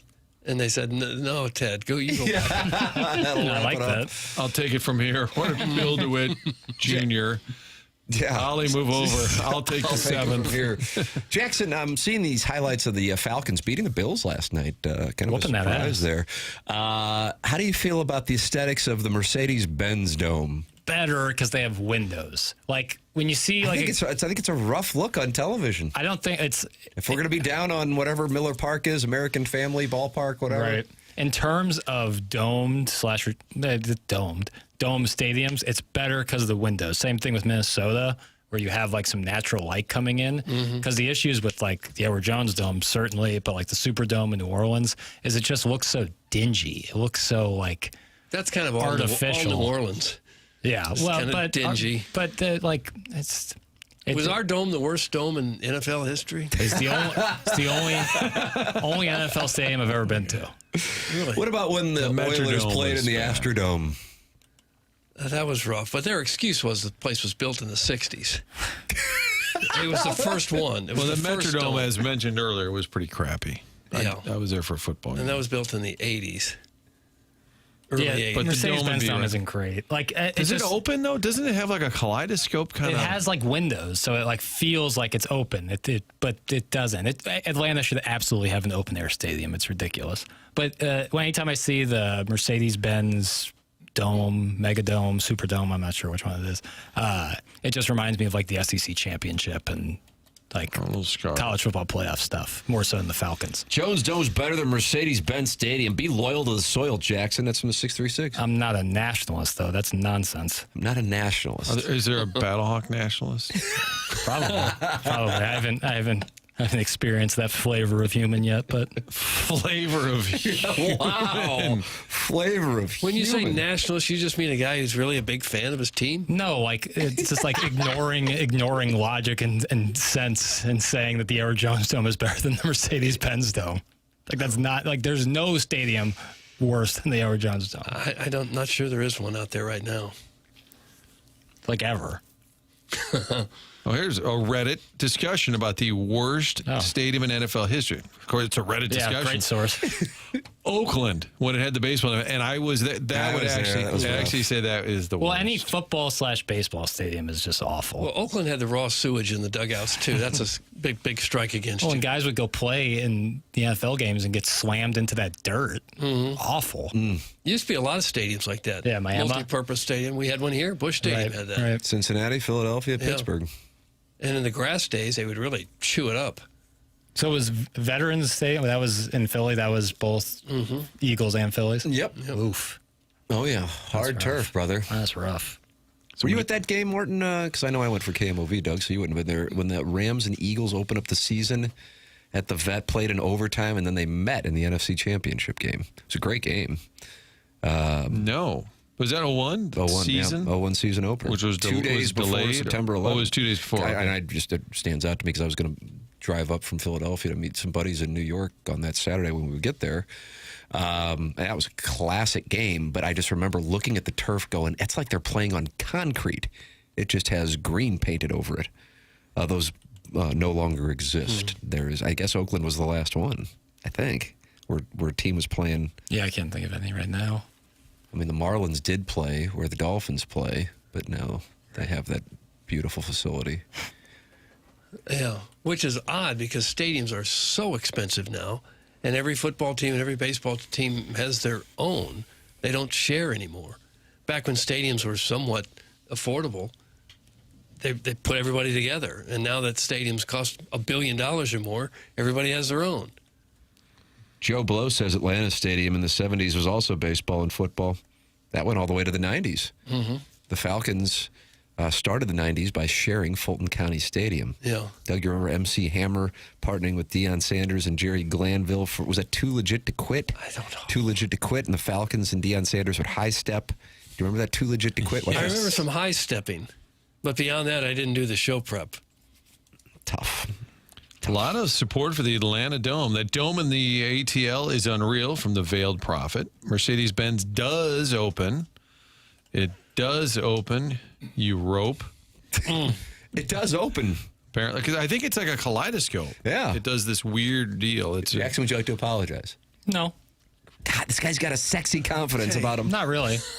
I didn't, but I did not know it opened. I just like the idea of being able to control the environment and always being comfortable as a fan. And I respect never that having for to you. rain out, never having snow, never having super cold or super hot. Yeah, I'm an aesthetics guy. You know, that's why I love the Rose Bowl at Sunset. Okay. That's my peak venue. The best dome is Tim's. That's from MD 2020. Yeah, I think there's something to be said for that. If you like, it's kind of like Tropicana Field. One side's higher than the others. Speaking of Falcons, do you like their uniform shift back to like the more Yes. classic look? Yeah, that looks like the Falcons there. Oh no. Uh-oh. You don't like it? I kind of like the Mike Vick era ones, you know, like the deeper red.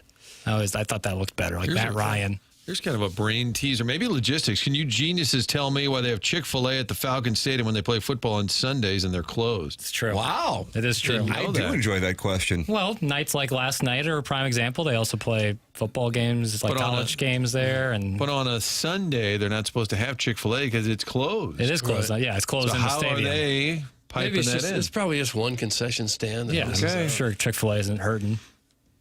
No. They chose to be closed on Sundays. They know the ramifications of that. We had the discussion earlier. Why do they call teams blue bloods?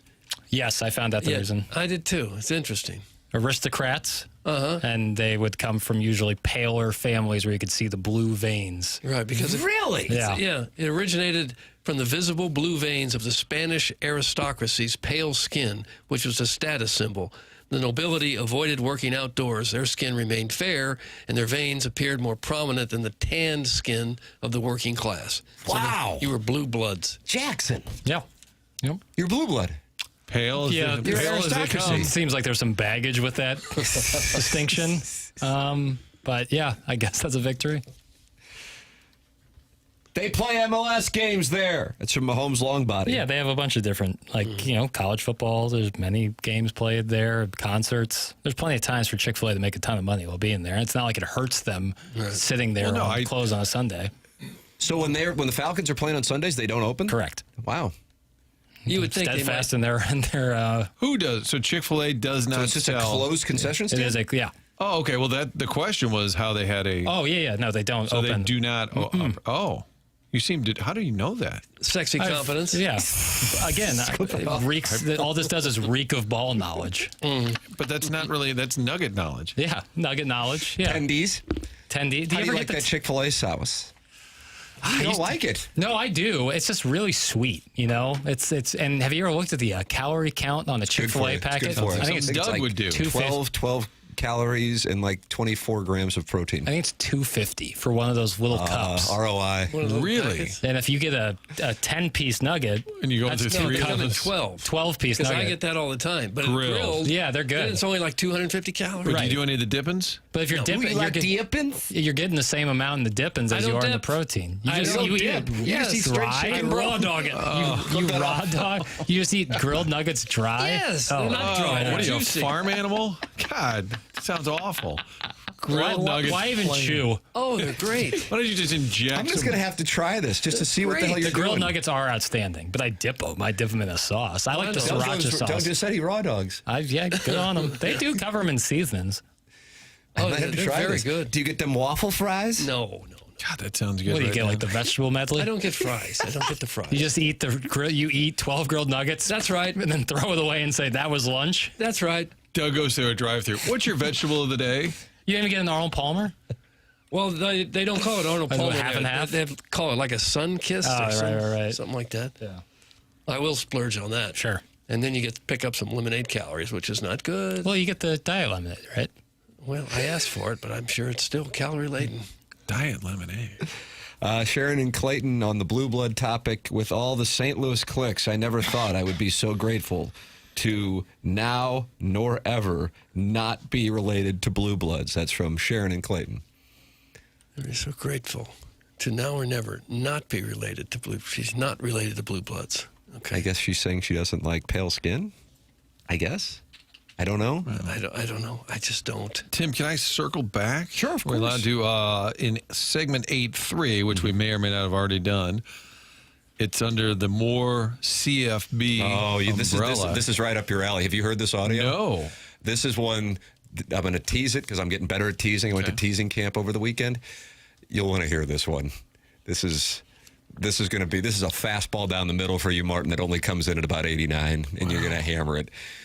We played this gentleman's audio leading into the Alabama game, super high on Missouri, coming out of the Alabama game. It's not that he's down on the team as much as he's down on the team's fans. This could hit close to home on Tiger Board.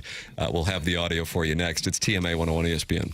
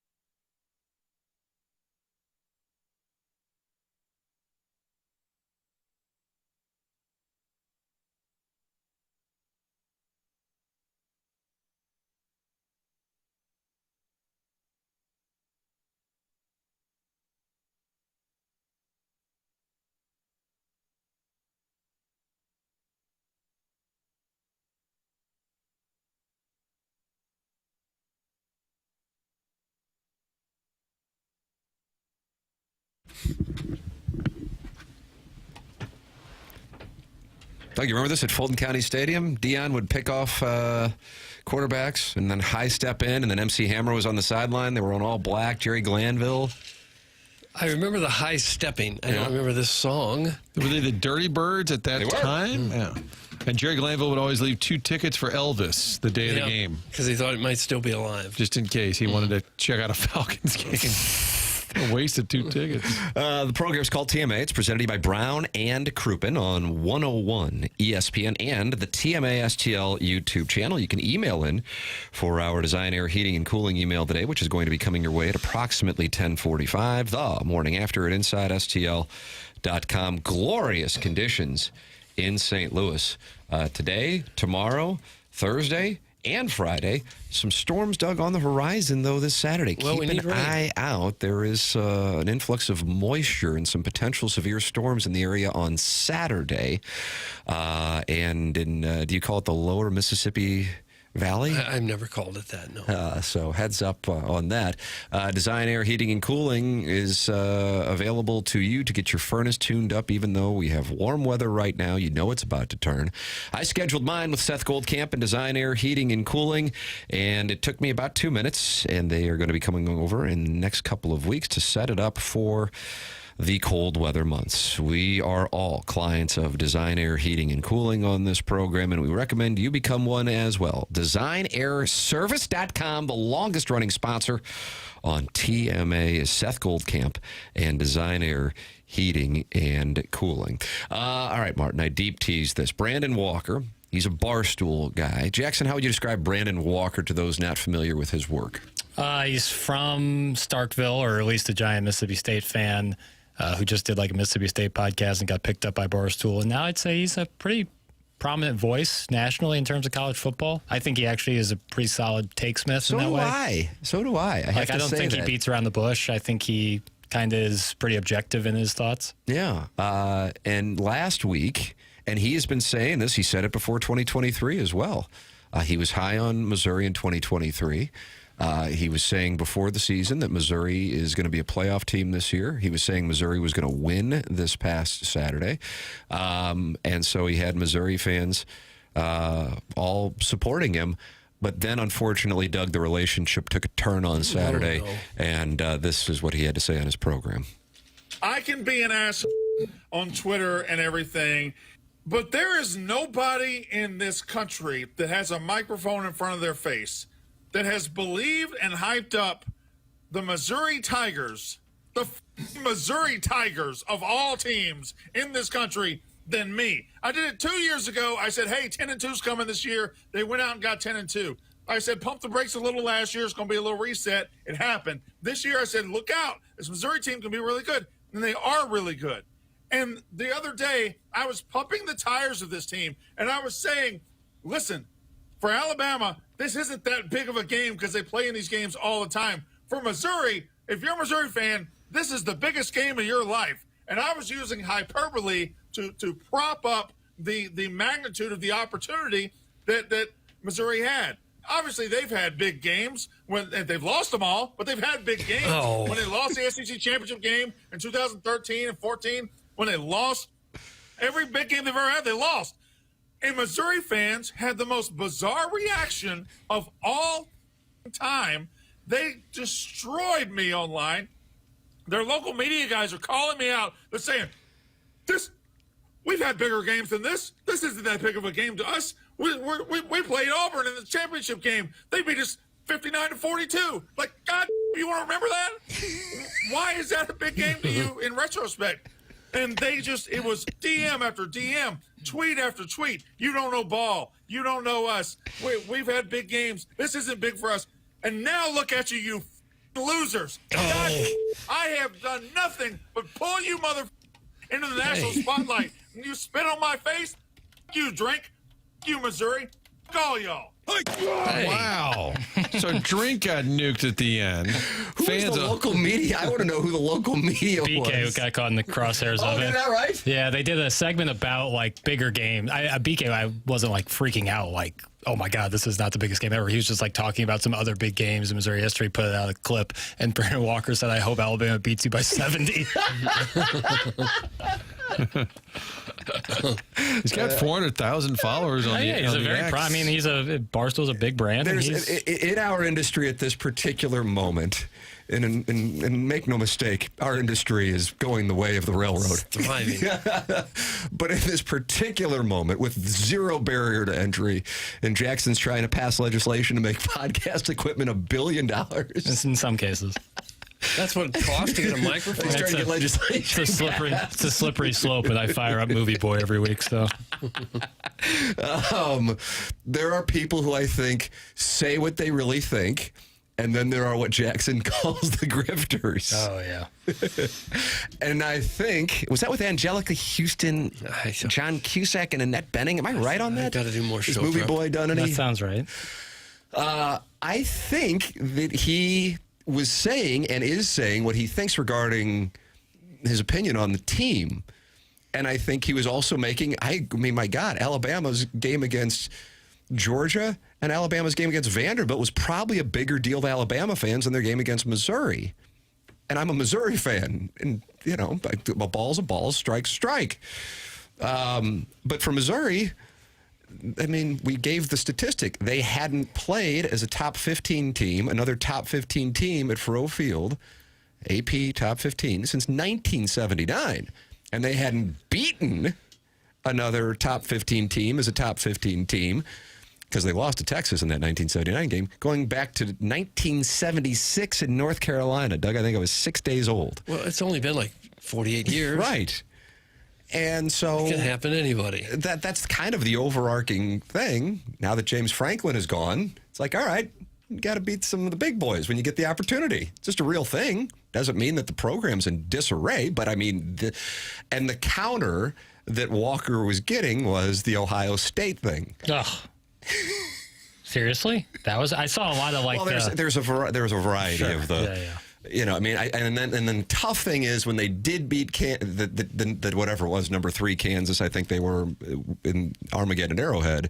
It was Kansas. Yeah. It wasn't Texas or Oklahoma, or even Nebraska or K-State, which was experiencing its heyday at that time. You know, in the Big 12. And so it was Kansas. And so it was a huge win without question. And Kansas was a really good team that year, but it was Kansas. And so when you get your opportunities against the Blue Bloods, that's the whole thing. And then Missouri fans go, well, we beat Ohio State. And here it's held up in some regard. But then around the country, it's kind of like, well, yeah, but, you know, Will Howard had transferred. McCord, I think that was. McCord, excuse me. Howard was coming from K-State. Yeah. Missouri did beat him. But Harrison sat out. And it's this, there's a disconnect on that. If someone said that the Ohio State bowl game was bigger than the Alabama game last week, they should have to write a written apology. To who? Greg Sankey, Moon Choi, someone. So Moon Choi and Greg Sankey are going to get written apologies? Anyone who said the Ohio State bowl game was bigger than the Alabama game last week is crazy. Do you realize that you are taking a minority position against your people? It's fine. Wow. In the name of truth. This guy does have sexy confidence. He certainly does. In the name of truth. I'm the Paul Revere of Missouri football. Paul Revere. What does that mean? Tiger Nationalists are coming. Known for his Tiger Nationalists are coming? Yeah, there I am on my Brandon Walker horseback. on the receiving end of Tiger Nationalists? Yeah. See, I didn't know that Brandon Kiley was on the receiving end of this. And in fairness to BK, they literally just did it was a perfect segue for them to talk about other massive games in Missouri history, not like trying to like skewer Brandon Walker for that take because, you know, it's just hyperbole, and BK acknowledged that. But Brandon Walker, I think, was in the midst of dealing with hell from Tiger fans and was having no part of it. And body of work does matter, as he pointed out and Tim referenced. It sounds like he's been pro-Missouri. Yes, he has. Like for a while. Yeah. But then in fairness, can also point out you guys don't ever really win big games, which is true. Tough to argue. It's true. How are you going to go after that guy? What do you just kind of look at that and go, oh, that hurts. That hurts. I have no response. Oh, wait a minute. Actually, I do have a response. It's just asinine. Jeez. I like this Brando. I might have to follow me. Yeah, you're right. I had a feeling this was going to be right in your sweet spot. His top 10 this week, he has Ohio State, Miami, Indiana, and then he puts Gap. I like that before he gets to the rest of the top 10. Who is his top 10? It's Ohio State, Miami, Indiana, and then he says gap. Alabama, Texas A&M, Texas Tech, Georgia, Tennessee, Oregon, Ole Miss. That's his top 10. I think the only one in there that I would say, I don't know, and I think this is a reward for your sexy confidence today. I'm not sold on the Tennessee Volunteers. Nor am I. I think Ole Miss is maybe not considerably better, but better than Tennessee is. I'm just not sold on the Tennessee Volunteers. I feel like that's a shaky situation in Knoxville. I'd be curious if Alabama had a week to prepare as opposed to their gauntlet. Maybe it's a good thing. Maybe it's like baseball teams saying they don't want time off. I don't know. Maybe it's a good thing. So the actual rankings have LSU at number 10. He has Tennessee in that instead of LSU. And that's another LSU one. is on the road and getting points at Vanderbilt this weekend, by the way. That's crazy. How about that? That's nuts. Yeah. I wonder where people are going to be on that. I think we said this yesterday. You have to answer definitively. Papers, you're in this sexy, confident mode. Who's the best team in the SEC? I ask you, son. Alabama. I think they have the best quarterback. Do you have confidence in that? No. Okay. That's the whole point. A&M and Ole Miss both unbeaten. But yeah, A&M I'm still touchy on. Ole Miss I think is for real. I really think that they are very good. But I still think Ty Simpson, with Ty Simpson, what he did in those big moments, I know it's, you can say it's against Missouri, but it's still a road SEC game. And in big plays, he stepped up in a major way. Where does his confidence come from? And the sexy? Nice. I don't know. I'm just being me today. I don't really notice anything different. I'm not sure why. I know they're unbeaten, but I don't know what Ole Miss has done that would make one so confident in Ole Miss. I like the way they played against LSU.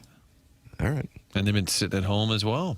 And I don't. The Wazoo game. I think someone texted in who's an Ole Miss guy. I mean, they kind of dicked around with Arkansas. But Arkansas they've got Tennessee on the ropes a little bit. I understand that, but I think to me, actually, the most impressive win for Texas A&M, and it's one of the most impressive wins anybody has this year. I think the most impressive one we would all agree is Indiana going to Oregon. Yeah. Is A&M going to South Bend. Yeah, agreed. That's looking more and more impressive. Yeah, I agree. As time goes on, and the fact that Notre Dame was right there with both A&M, but also right there with Miami, who has looked dominant. I saw Kirk Herbstreit last night. He does a podcast with Joey Galloway, and he put Indiana, number one team in the country. And Galloway, they were just going through screenshots of people tweeting in, kind of like when the Colonel does his post-game show and they get the super chats. And somebody, as Herbstreit's given his number one team, Herbstreit, biggest Indiana hater in the entire country, right as he reveals that Indiana's number one. And he goes, let's freeze this forever to show the insanity of college football fan who's convinced everybody is out to get them at all times. Yeah. I thought I read at one point he moved out of Columbus because Ohio State fans were just crazy mad at him because he wasn't. Every college football fan base has insanity. Yeah, it brings the worst out of people. But it makes it so entertaining. Yeah. If they ever really did have a system where you got in based on merit without subjective assessments that usually go into biases, take your pick of you're an SEC fan, you're a Big Ten fan, whatever, or you hate this school so you'll pull against them, or you love this school so you'll pull for them, it would hurt the game's popularity. Couldn't agree more. There's like a soap opera element to college football that makes it all the more entertaining. Right. Way more entertaining to me than the NFL, even though I would say the product in the NFL is better. The energy and general chaos around college football makes it what it is. Because a lot of people have more of a connection to their college Agreed. than just their pro team. Right. Maybe they went there and they've been going there for years. Mm-hmm. So they feel like more part of it, have some ownership there. And the Brandon Walker has the coaching, the jobs that are open. He lists Florida. That he has not been fired, has he? Not yet. He's got Penn State, Oklahoma State, Virginia, all these coaches that have been fired. Then he's got Florida on there. I'm like, has he been fired yet? Softly. He's been softly fired. Softly fired. It's like everyone knows. Everyone in the building knows. He gets to keep going. Over-under of SEC coaches fired this weekend, 1.5. Wow. 1.5. Well, I think one could say the loser of the Oklahoma-South Carolina game is getting the heave-ho. Oh, no. You're out of your mind. I think if Beamer loses it, I think he's more likely. Well, I understand that.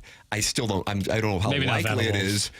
I mean, Venables goes from undefeated, and 8 days later he's out of a job. Hey, listen, it happened quick for James Franklin. Don't bet against me right now. Yeah, the Papers Hot Seat Podcast. Let me tell you something. We can play this audio next week. If Brett Venables gets fired, I will be. I mean, I'm not saying that he won't get fired this year, but for it to be, 8 days after being undefeated and number 6 in the country, that would be something else. For the record, the Fighting Gator hosts Mississippi State. If they lose to the Bulldogs, that'll wrap it up, even though I don't think the Bulldogs are that bad. Yeah. Texas has gotten, so I think Sark is safe, although if they lose to Mark Stoops in Kentucky, it'd be tough. Yeah, I don't think he gets whacked. But then, I mean, that's what I'm saying. I'm just saying there are a bunch of guys who started the year, or even started the month, with a great deal of equity, who will be fighting for their lives or lose their jobs by the time we get into November. That is, and I guess it's already kind of played out, but names that you just didn't expect because they're all playing each other and the fan bases are not used to this whole new world of college football. That is the key. I don't know if you saw the statistic. The margin of victory in the SEC, I think 2 years ago. Did you have this? I know I read it. Was this James Carlton or Rattle? James Carlton had it. Okay, yeah, and then I saw it. So, 16 points, is that it? Yeah, and 16 to... In 2023, and then this year it's 10. Yeah. So it's just the way that it works now. So, yeah, there's no doubt in my mind Missouri could lose to Auburn. I mean, who doesn't? Is there any SEC game where you go, that one's a lock as far as you're taking the spread out of the equation this week? I think the closest thing, I guess, would be any time whoever's playing Kentucky, like Alabama, Kentucky. Right, but that's not who Alabama's playing. It's right. Texas. Oh, you're talking about that? Yeah, this week, yes. Yeah, but other than that, yeah, everything else is on the table. Yeah, it truly is. That's what makes this slate so fun. That's what makes it so great, though.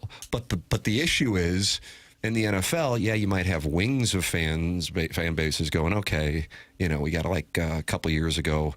And Rich Gould got mad at you because he's boys with the hell's the coach? I always forget. Sirianni in Philadelphia. Oh, that's right. And now he's a god there. But in college, because these boosters get caught up in it, and they make these. I saw what's his name, Pate. Yeah, Josh Pate. He's going. The fact that they fired James Franklin is insane. Yeah, it really is. He goes. So you're telling me you think you're going to bring there's somebody out there that's going to do better than what he did? That's what you're saying. Right. But if you live in these college football social media or message board bubbles, the insane becomes reality. And you don't realize it, but then some of these boosters are actually involved in it, and then they have the juice over the athletic directors and the chancellors to go, well, I'm going to pull my money. And so asinine crap gets legislated as if it's precedent because it's just fueled by emotion and social media echo chambers, which makes it incredibly entertaining, but also ridiculously moronic. I enjoy the hell out of it. Yeah, but it's absurd. So the only comp would be in the NFL, the rich old boosters, the owner, and you can just do kind of crazy stuff, which I guess Jerry Jones is more like the college football booster. The goofball in Carolina, what's that guy? The guy who flips fans off and fires coaches all the time. Is it Tepper or something like that? Dave Tepper. You got that. I mean, it's great. I mean, thank God I don't have to deal with it in a privately held business, but it's insanity. David Tepper. David Tepper, yeah. Flipping off fans and firing Frank Reich 8 games in or something. Well, that's the thing about Franklin. Like, if he goes somewhere else and is super successful, no one will be surprised. And Penn State fired and gave $50 million to do it, and that's... I get what you're like, they kind of have to do it for their money purposes. And then there was rumors that I don't believe, but Penn State has come out and said is not true about the Adidas thing. Like Adidas was pushing that. Yeah, they issued a vehement denial on that. I saw that Adidas was involved in it. Adidas like, you goofballs on your message board can say whatever you want. You're not going to mess with our stock. Right. What about Jerry Neuheisel, the kid who is the coordinator at UCLA? But everybody thinks is that coach. He's not the head coach. So let's say UCLA does have a little bit of a bounce back. They already have. Well, I'm saying, and they continue it. Do you say to the interim coach, whoever he is, Tim Skipper, oh, wow, you get to stay? And then Neuheil's like, I just got offered a great gig. I'm going to Penn State. It's the Dick Vermeil, Mike Martz situation. Yes. Don't you think they're in a weird spot if they continue to have a decent bounce back here? What do you do with the assistant who everyone thinks is the head coach? He'll get some offers. Guys, James Franklin's going to make $20,000 a day for the next 6 years just from his buyout. That's carport money. That's from Doug's prison wallet. Yeah, he's going to have a nice carport. Yeah, with that, you can afford a really Would you go nice ahead and one. put the sides in on it? No, you want to show off your whips, and that's why you get the carport. I gotcha. All right. It's good for property value. Mizzou's first big win will come in 2 weeks against those Vandy Commodores. How do I know? Those Tennessee Hoosiers stand no chance against those prim and proper Mizzou fans like Timmy, who will make the trek to Nashville to stay at the Gaylord Opryland Resort. Oh, it's That's nice. from Hooterville Regional's chief parading officer. It's really nice. The Gaylord Hotel. Is it? Beautiful. Baseball's winter meetings oftentimes, Yeah. I think. Huge. Enormous. Yeah, we got a trunk or treat that Friday night. I did try to make a push to go to Nashville. Oh, did you? It got voted down by council. By the kids. Yeah. You let the kids decide. Trunk or treat. It's yeah. going to last Dad 45 get to go minutes. to the big game? Or Trust me, you can know where I am. I'm the one who brought it up. I'm happy to drive 5 hours. Oh. It's trunk or treat. Tell the kids it's a lot like tailgating, except you Yeah. get candy. A lot of parents drinking. That's exactly you right. get candy. Exactly right. Maybe they should turn the tailgating into trunk or treats so the little kids aren't as bored. Not a bad idea. That's not a bad idea. Why don't you kids walk around with a little bag and get some treats while Mom and I just sit here and do shots? Come back with like 3 Busch Lights. Yes, in a bag. Eli Drinkwitz is the James Franklin of the SEC. That's from Pele Blanco. Like that. Yeah, I think Like there's something smoke and to it. mirrors? No, like always has a good team, has But a doesn't winning beat the, record, but doesn't win the big game. Wouldn't Lane Kiffin kind of fall more into that category? He beat Georgia last year. Yeah, that's true. All right, I guess that wraps that up. What about Arch? Who said that, Arch? Arch said that? No. We lost the confidence in some of the sexy. Trying to think. Can we hear the Arch, Sark? Because that was, your fold might have been quicker. Well, wasn't that always the thing that he couldn't beat LSU? Is that it? Or he Are we couldn't- moving the yards? the yardstick? This sexy confidence, man. This guy, I'm telling The you. yardstick. Email in the morning after at InsideSTL.com. Design, air, heating, and cooling email today coming up in an hour. It is TMA 101 ESPN.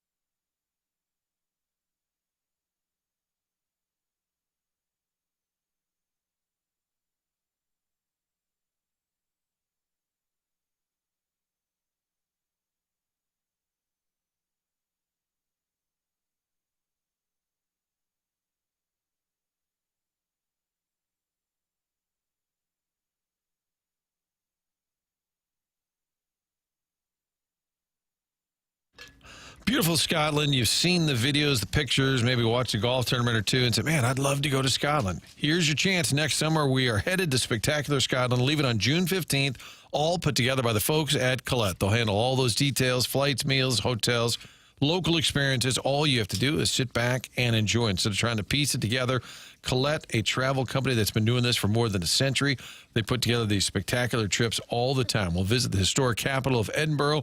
We'll check out Glasgow. We're going to head over to the National Bagpipe Center, cruise on the lovely Loch Ness, check out the landscape of the Highlands, the Orkney Islands, the Isle of Skye. So many beautiful spots will be stopped during this trip. Don't miss out. Join me and call our friends at Altair Travel. 314-968-9600. Go to 101ESPN.com for more information. The number to call for Altair, 314-968-9600. Tour the beautiful land that is Scotland. A spectacular trip that's next summer, June 15th.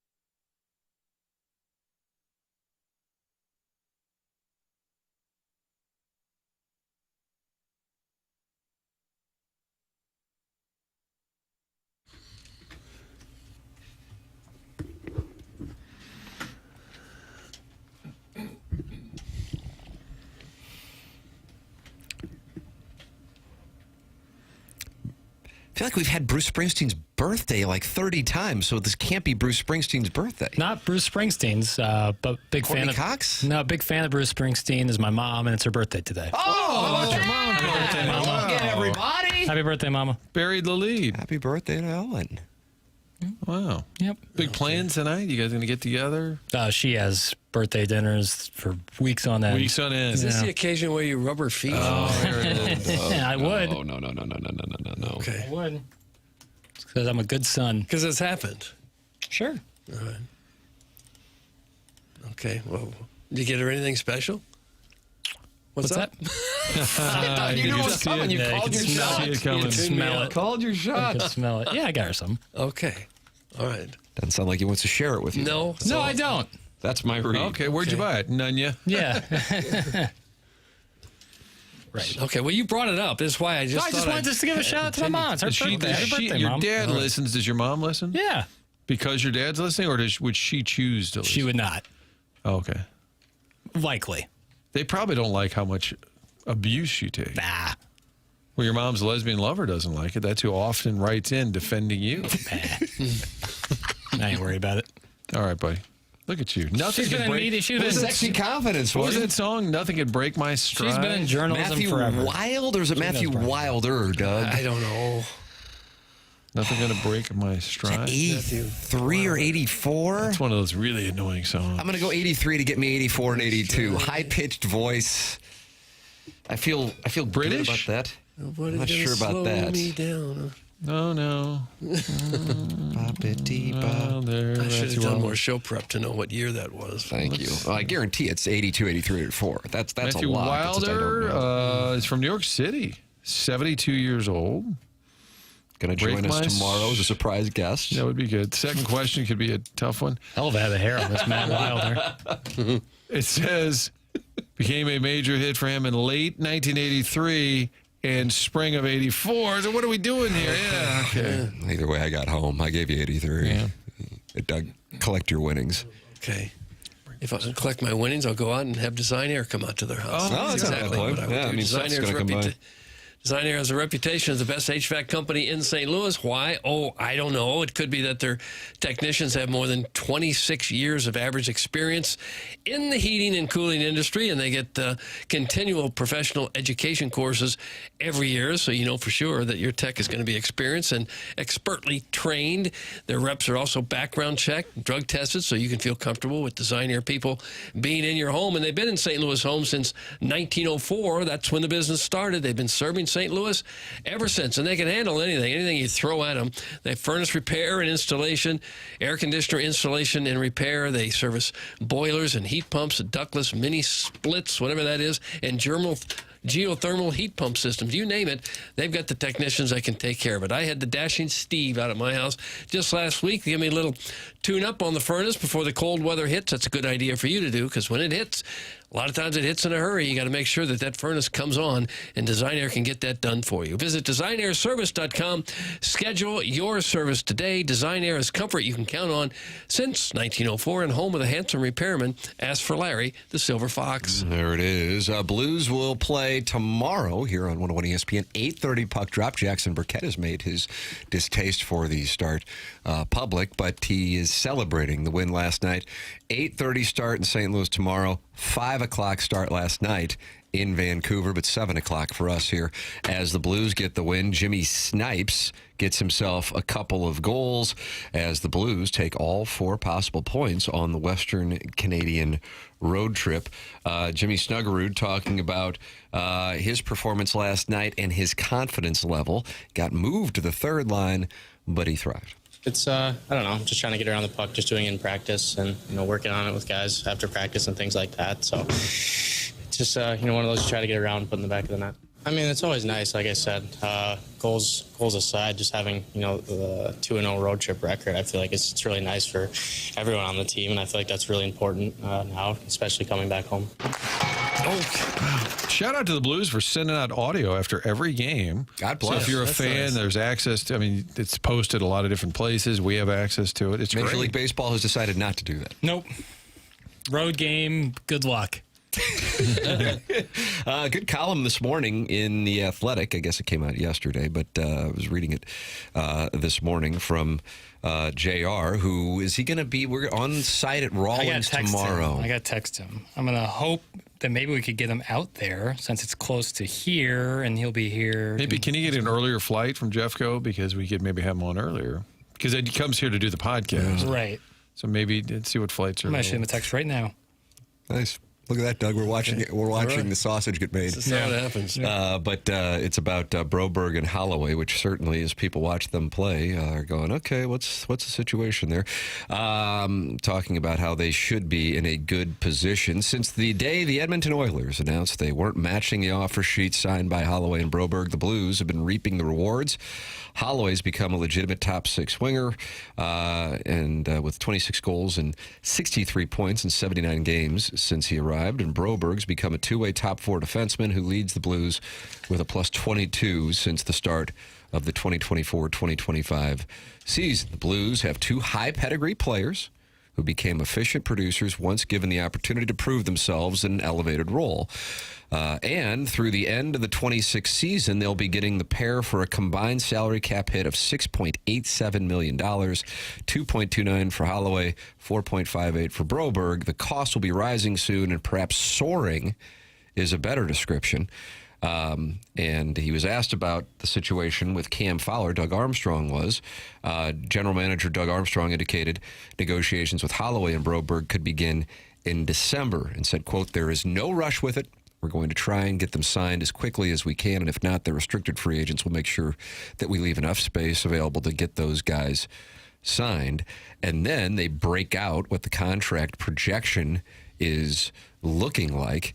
And in this article, they've got him at 7.3, but his market value would be 11.7. That's for Holloway. And the player comps are super impressive for him. You're talking about a variety of players who would hearken back here for Blues fans. Jaden Schwartz, TJ Oshie, and Paul Stastny are some player comps. I enjoy the player comps on Baseball Reference, and that's what they're doing here in this article. And then on Broberg's contract projection, 6.7 with a market value of 9.7. So more return there for the Blues.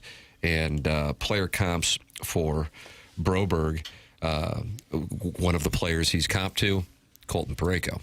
So there is an indication of what the Blues have. I mean, what a significant moment that was. It really was. Edmonton, I guess, just couldn't afford him because, they were so close to winning the Stanley Cup last year and the year before. I wonder if those two would have put him over the top. Well, and then you sit there and you see what McDavid did last week, and one of the reasons is so they can afford to surround himself with, talented players. Blues in about a 4-month period last year added Broberg, Holloway, Montgomery, and Fowler. And you think about what you have, coach, players, significantly changed their playoff potential. And during that time also, the Cardinals added Eric Fetty.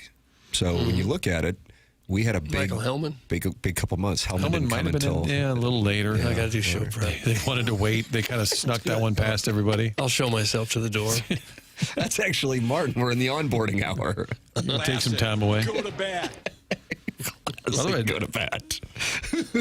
Justin Falk logging the big minutes still. He's almost at 25 minutes last night. Yeah. And then that Mayu, you're right, we mentioned earlier, they're kind of easing him in. He was under 13 minutes. So Falk's contract's probably coming off the boards here in another year or two, right?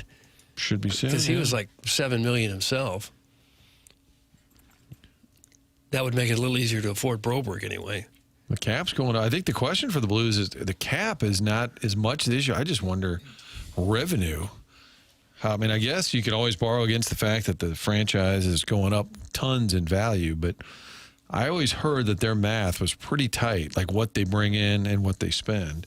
And then the cap just shoots way up. And I don't think the money coming in from broadcasting rights, that they have their TV partners as a league, I don't think I would love to know the real math of the Blues, but I think historically they just find a way and they spend. And if it's estimated now that the franchise could be worth $1 billion, I saw that last week somewhere, You can go to a bank and borrow off I believe, an estimated yes. value. What I was told was that when Georgia Frontier owned the Rams, and one of the reasons I think that the kids had to sell when they inherited the team, she had borrowed so much money against the equity of the team that came out of, like, when the team was sold and Kroenke writes a check, a bunch of that paid off these loans, because that was my understanding. Wow.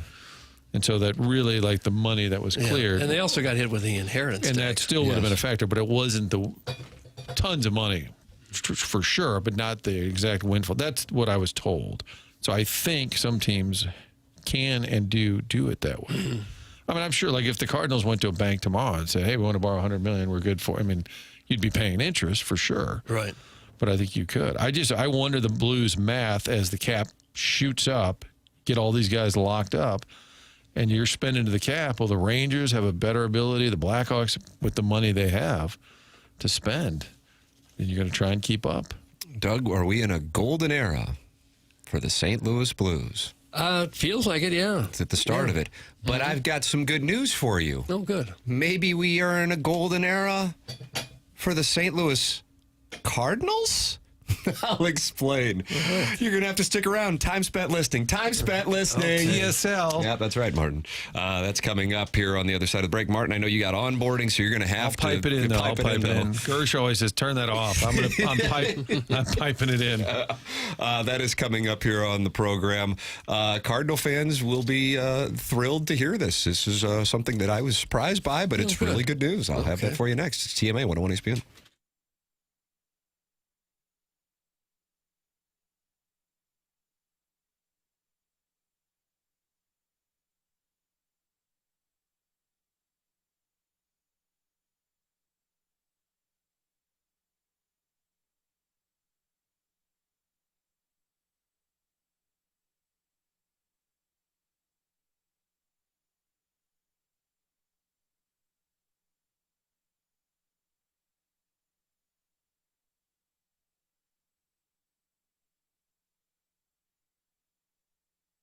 Opportunity for TMA listeners to make some money with one of our sponsors, Psychiatric Care and Research Center. It's Dr. John Canale, who has 40-plus years in practice and 20-plus years conducting clinical research trials. Well, he is doing that at his office in O'Fallon, Missouri, and he is providing compensation for your time. The current studies include anxiety disorder, depression, bipolar depression, and obsessive-compulsive disorder, OCD. Compensation provided for both your time and your travel, but the office is in O'Fallon, Missouri. So if you are in the St. Louis, Missouri, you are a metropolitan area, you're not going particularly far. If interested, call 636-244-3593. That's 636-244-3593. Or if you are interested in signing up for this opportunity, go to PCRC-STL.com. That's PCRC-STL.com.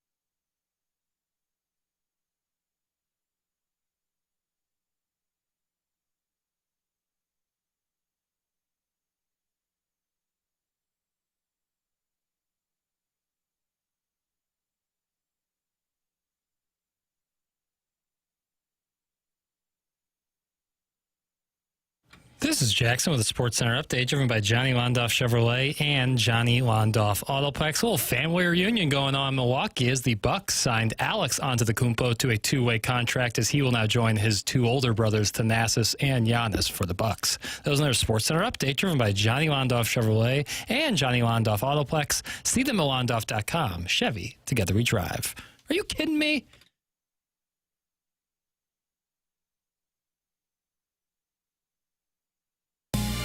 The start of the year, hopes were high. Now watching this team is like watching paint dry. All right, Doug, that was then. We've flipped the page. Okay, good. Now, for those of you just joining us here on the morning after 101 ESPN, I deep teased great news for Cardinal fans, and I'm being 100% sincere. So my question to you, Doug, is what do you think the great news is? They have announced they're going to come out and spend a lot of money on free agents. No. Did you say the great news for the Cardinals? Jackson, do you know what?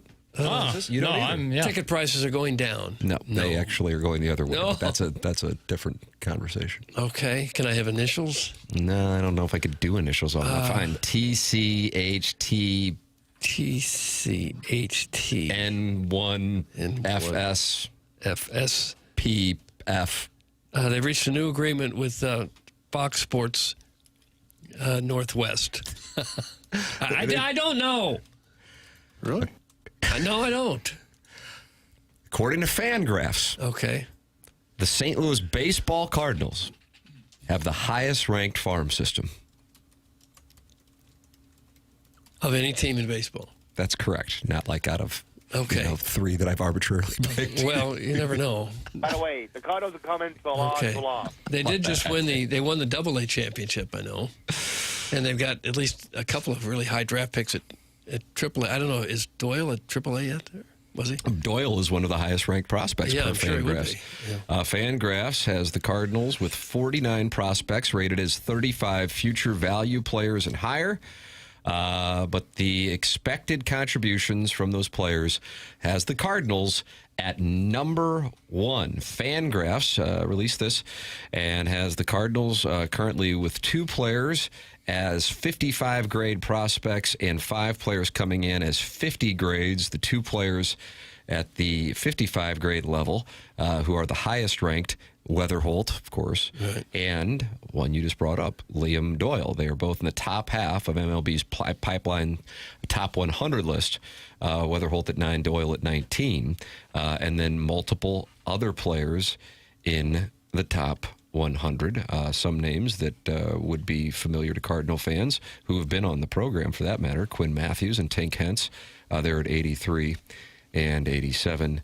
Leonardo Bernal, who is a catcher. Rainiel Rodriguez, who is a catcher. We need more catchers. And Jimmy Crooks, who is a catcher, 3 are more. at 40, 71, and 77. Would that give if they brought Jackson, them all up? you've got to be. That's why they're the healthiest farm system. They'd have 7 catchers on the roster. If they Strong brought catcher these 3 base. in. I could see 2 more. The light-hitting middle infielder used to come from San Pedro de Macorís, and now the catcher comes from St. Louis. That's what the Cardinals, the new Moneyball, will be transforming all these catchers into stud middle infielders or center fielders, doing the impossible. I suppose you can trade them. You'd rather have too many than not enough. I did work out a way of like the best catchers in all of Major League Baseball if you put them all on the team. I think they'd win a lot of baseball Who's the games. shortstop? Yeah, that's where it came difficult. Oh. I have to go back in my notes. You guys continue the program. So you're going to go back and workshop that? Well, I have it in my notes somewhere. Okay. All right. That's great news, Tim. How many of those players are catchers who can't catch or are going to be remarkably steady fourth outfielders? That from Doug Vaughn's secret spawn.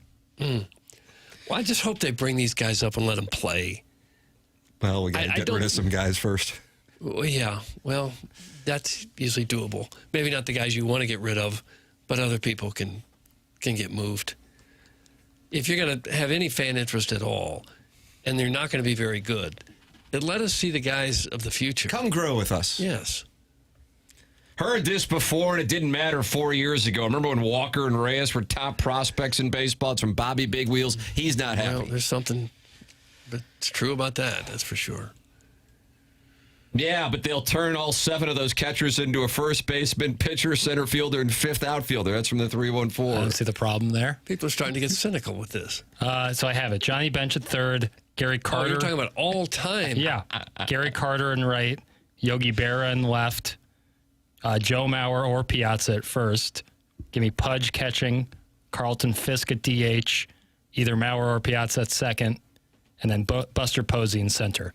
Your shortstop is Ted Simmons. Doug, I didn't hear Yadier Molina on there. I didn't either. You could Pudge or Yadi catching. Craig Biggio started as a catcher and wound up as a second baseman. All right, perfect. He can take second base and then Maybe Piazza. he'd play short. No, Ted Simmons. Oh, come on. He'd be much better than Simba. I missed it. Who's on the bump? Pitching is going to be really tough. I didn't get a pitcher. Mackie Sasser? I think my question was if I put all those guys in there and then had like a mediocre pitching staff, I think they could win the NL Central. Jason Mott was a catcher in the minors. There we go. Perfect. Jason Mott will be on the bump. All right. Yeah, there it is. That's Jackson's dream team. That team is winning a World Series. Well, they would hit, for sure. Boy, howdy would they ever. Mm-hmm. Infielding would be tough. Simmons is going to struggle at short. What about Buster Posey in center? He's athletic. He'll be better in center than Simmons would be at short. Biggio's going to I must have read somewhere that Ted Simmons played infield or something. They swore to us that Carlson, Walker, and Gorman were going to be the next MV3. And look where we are now. It's from the 314. Well, that's true. You can't deny that. They had 3 guys that they all had very high hopes for, and none of them has really panned out much yet. Morning, guys. Has Jackson decided what other show he's going to broadcast on top of TMA tomorrow during the live broadcast at Rawlings? Thanks. That's from Big Tuft. You have something picked out?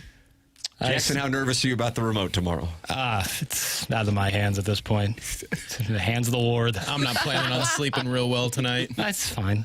We listen. How many wires are there to plug in, would you say? 6? 6 wires, and that's it? No, a lot more.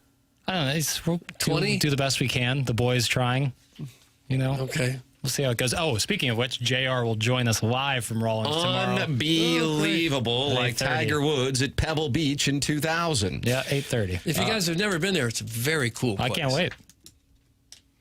Really cool store. That's where we're broadcasting tomorrow from 7 to 11 in the Gold Glove finalist announcement. And if you want to play golf at Fox Run with me and Jackson, and just understand that we will be wagering, and I will not be talking outside of 90 seconds, which I'm contractually obligated to do. 101 ESPN and Michelob Ultra present the Tee It Up with TMA giveaway. One lucky winner and a guest will score a free round of golf with me and Jackson at Fox Run Golf Club. You ever play Fox Run? Yeah, years ago. It's been a while. It's been redone, and it is phenomenal. I'm looking for. Have you played at Papers? Have we gone out there? This will be my first time. Degenerated it? Okay. It's your chance to hang out and enjoy a laid-back round with me and Jackson. Use the code SWING to get entered to win now, either at 101ESPN.com or on the 101 ESPN mobile app. Must be 21. The Tee It Up with TMA giveaway is courtesy of Michelob Ultra Superior Light Beer. Send your emails in for our design, air, heating, and cooling email today. That's coming up. This is TMA 101 ESPN.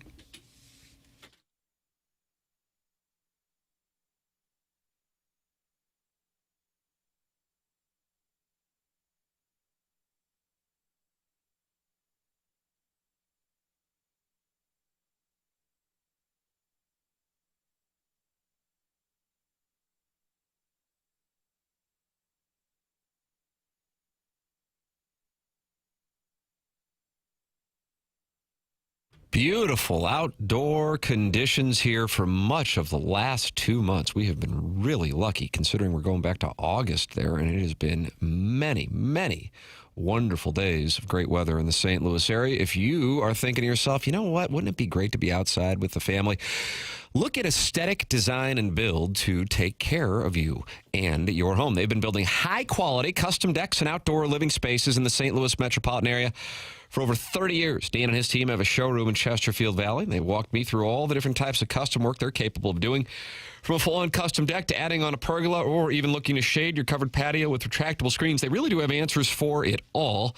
And they're online at aestheticdesignandbuild.com. If you are ready to take your outdoor space to the next level, Dan and his team at Aesthetic Design and Build have you covered. Call them at 636-532-5008 or visit them online at aestheticdesignandbuild.com and let them know I sent you their way.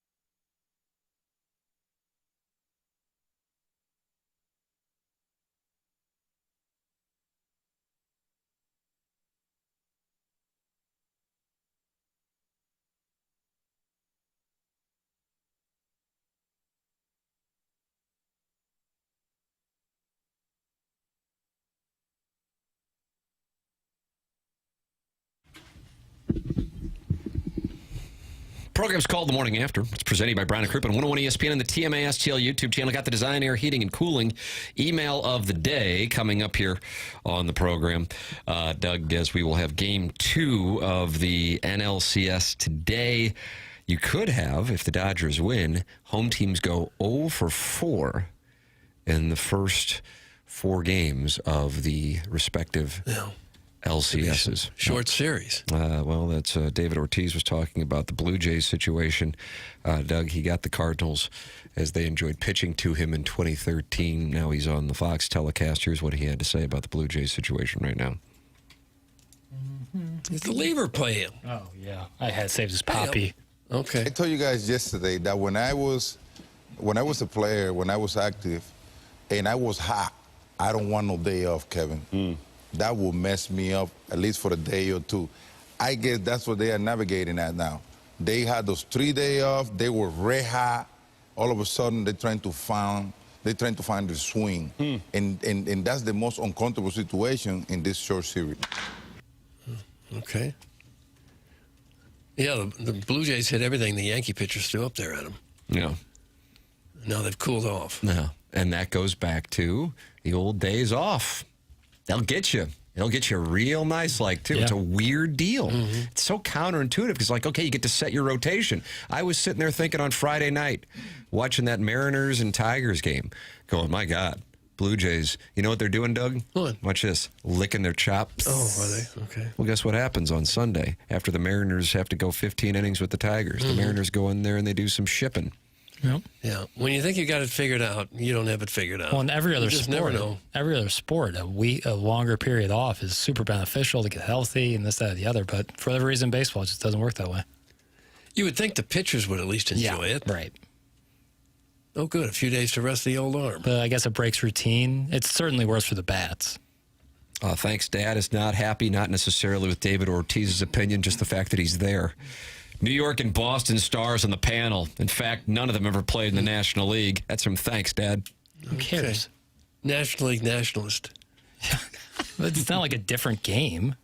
Eric in the Central West End is not happy with the David Ortiz audio and says Joe Davis sucks. I like Joe Davis. That, of course, was not. No. It wasn't Joe Davis. Was he even in the studio with them? He would have called one of the games. Right. Probably. Well, I don't know. I don't know. I kind of like Joe Davis. Okay. It's a weird take. Well, who was that from? Eric, Central West End. Tracks. My problem there is he sounds so much like John Smoltz. Like you can't tell which one's talking sometimes. Not that that's a real big issue, but I just noticed that they have very similar voices. You think John Smoltz is really the best former athlete golfer who's like not from... Former athlete golfer. They say he's like as good as it gets in terms of former athlete golfers.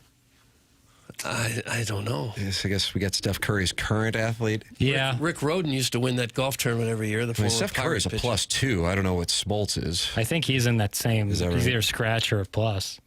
Smoltz, handicap. Okay. Boy, that stopped the show in its tracks. He's a plus 1.5 as of late 2023. When you go to a Blues game, Jackson's pissed about that 8:30 start tomorrow night for the Blackhawks game. I got to tell you, I agree with Jackson on this. A little late. Especially for the fourth game of the season, and you're lighting up a Blackhawks home game at 8:30. Right, on a weekday. Won't be over till 11:15, 11:20 or so. But anyway, we got some Blues and sports gambling news and intertwining. We've got that for you. Okay. Just announced. We'll have that for you next here on TMA 101 ESPN.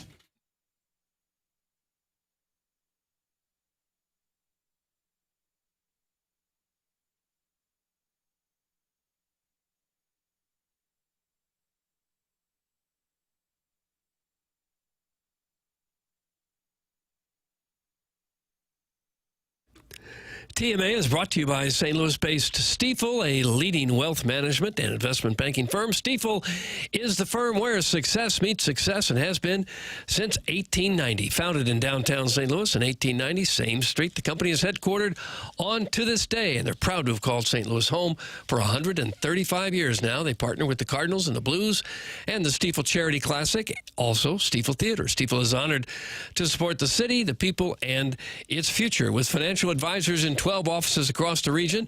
Stifel helps clients right here in St. Louis and nationwide manage their hard-earned wealth. Stifel also provides banking, lending, and trust services and is a full-service investment bank. Basically, when it comes to finance, Stifel has you covered. As one of the fastest-growing wealth management firms in the world, their tagline is, where success meets success. So it's no wonder they've decided to partner with a winning program like this one right here. Stifel Nicholas and Company Incorporated, member SIPC and NYSE.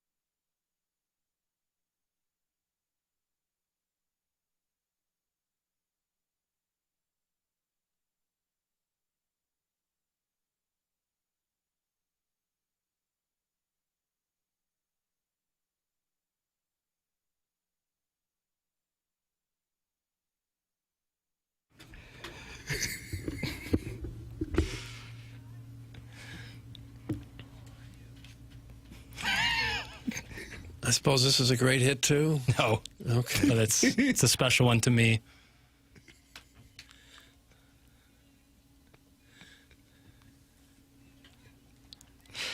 This is Jackson and Mark following the Alabama laws.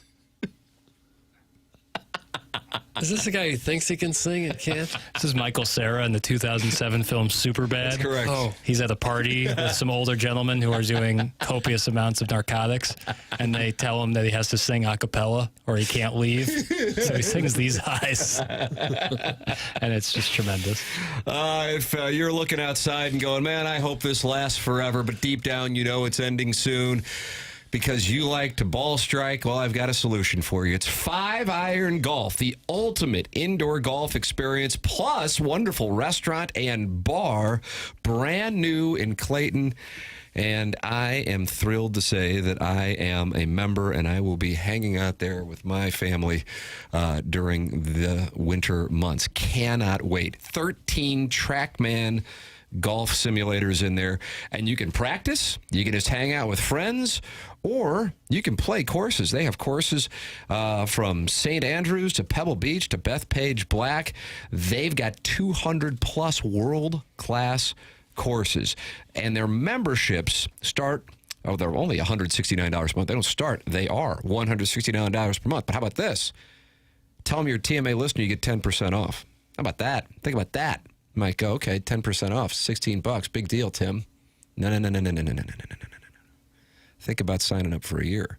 Now we're talking about saving $160, $170. Now we're talking some real cash. It's 5-Iron Golf online at 5irongolf.com. The hours are 6 a.m. to midnight. So if you wake up and say, I'm going to go get some work in, that's how I'm going to start my day. There you go. You can do it. Or if you get done with work and go, I'm going to go over there and enjoy getting some work in. I'm going to hang out with some guys, have myself a libation, then enjoy it. They got it. It's 5-Iron Golf. When I walked in there, I couldn't believe how great it is. I cannot wait to enjoy some afternoons at 5-Iron Golf. 5irongolf.com. Let them know you're a TMA listener, and you get 10% off. Well, Doug, here it goes. Okay. Here it goes. All right, here it goes. Here we go. Nittany Sports Now. Nittany Lions website. Okay. Joe Smeltzer, who covers Penn State athletics for Nittany Sports Now. All right. Has just tweeted last night that Eli Drinkwitz is indeed a candidate for the Penn State job. No. Is that based on just opinion? That's Joe Smeltzer's report. Oh, well, I don't mean to poo-poo Smeltzer. Don't doubt Smeltzer. Not in this studio. Is he putting together a list of guys they think would be involved? Here's what Smeltzer wrote. God bless. Let's do some show prep out here, man. I'm sorry, I can't trust Smeltzer. For the next days, weeks, and maybe even months, the Penn State coaching search will dominate headlines. And Nittany Sports Now can confirm that a candidate has emerged. Missouri coach Eli Drinkwitz. Oh, no. Would make sense for Penn State. Nittany Sports Network wrote as much in its first Penn State head coaching hot board. A day later, Nittany Sports Now can confirm that he is indeed a candidate. So then they go into the background on Eli Drinkwitz in his career, now at Missouri. He's done so well at App State that Missouri came calling, and since then Drinkwitz has led the Tigers to become a contender, finishing in the top 10 in 2023 and winning 10 games in 2024. He's done it all while establishing himself as an offensive guru. And then they bring up that Bo Prabula, their former backup, is in Columbia with Drinkwitz. Well, they just fired Franklin because he couldn't win a big game, and now they're going to hire Drinkwitz, who's never won a big game. Oh, no. God in heaven help you. What big games has Drinkwitz won? Jackson? Ohio State and the Cotton Bowl. You got to get that written apology going. Oh, isn't that the very reason that Franklin got the heave-ho? Yes. This is just Northwestern and UCLA were the... Wouldn't you want a coach that's won some big games? I mean, we all agree that James Franklin is still the head coach if they beat UCLA and Northwestern. As a matter of fact, I think he's still a head coach if they beat one of the two. Agreed. If I had to put all the money I've ever accrued in my life down, I would bet it on Eli Drinkwitz not taking over the job. Wow, at Penn how about State. that? Yeah, I'm with you. no. The AD at Penn State, Pat Kraft, says they're here to win championships, and he acknowledged that not winning the big games one of the reasons Franklin was If you're fired. Penn State, you got to get the splashiest, biggest name you can possibly get. If you're doing this because of public pressure, then you also have to hire the next person for public perception. In a way, I don't think it's right or wrong. It's just what I think would happen. So who that would be, I don't think it would be Eli Drinkwitz. No, that stock has plummeted. Games, not just big games, any that game. stock has plummeted. So Matt who's Rule, Mizzou going to get now to replace Drinkwitz? when he goes where? Penn State? Yeah, oh yeah, that's I right. don't Jackson think just told you he's betting every dollar he has. He's not Yeah. going to Penn State. Yeah. So he doesn't care what Smeltzer's Well, reporting. this fellow Smeltzy says it may happen. Guys, do we hire James Franklin then? Thanks. That's from the Horny Banker. Just to get ahead of it. I know they got Franklin from Vanderbilt. Wouldn't the current Vanderbilt coach make sense Clark too? Lee.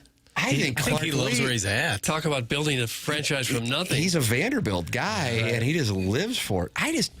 Listen, don't get me wrong. I want to be clear on this. This is not an absolute thing. But I think in 2025 with NIL, I don't think that the move of just going to the perceived bigger programs, or as we talked about with pale-skinned Spanish aristocracy, bingo, blue bloods, is as attractive. Because now you can go to Bloomington, Indiana, and be a top team. Yeah. It isn't, the gap isn't necessarily as big as it once was. Now, you might be in a position, or your family might be in a position, where for whatever reason going to a new city or school makes sense for you. But I think that you're going to see more coaches kind of take the Gary Pinkel route than you are the Bobby Petrino route. And I'm not talking about enjoying the intern pool. Right. The most recent College Game Day podcast talked a little bit about this. I'm not going to try to quote it because I would butcher it, but talking about the coaching carousel and some of the moves. So that's a good listen if you're interested in this kind of stuff. This is the College Game Day podcast? Okay. I will be listening to that today. I still got to get through SVP. I can't listen to it.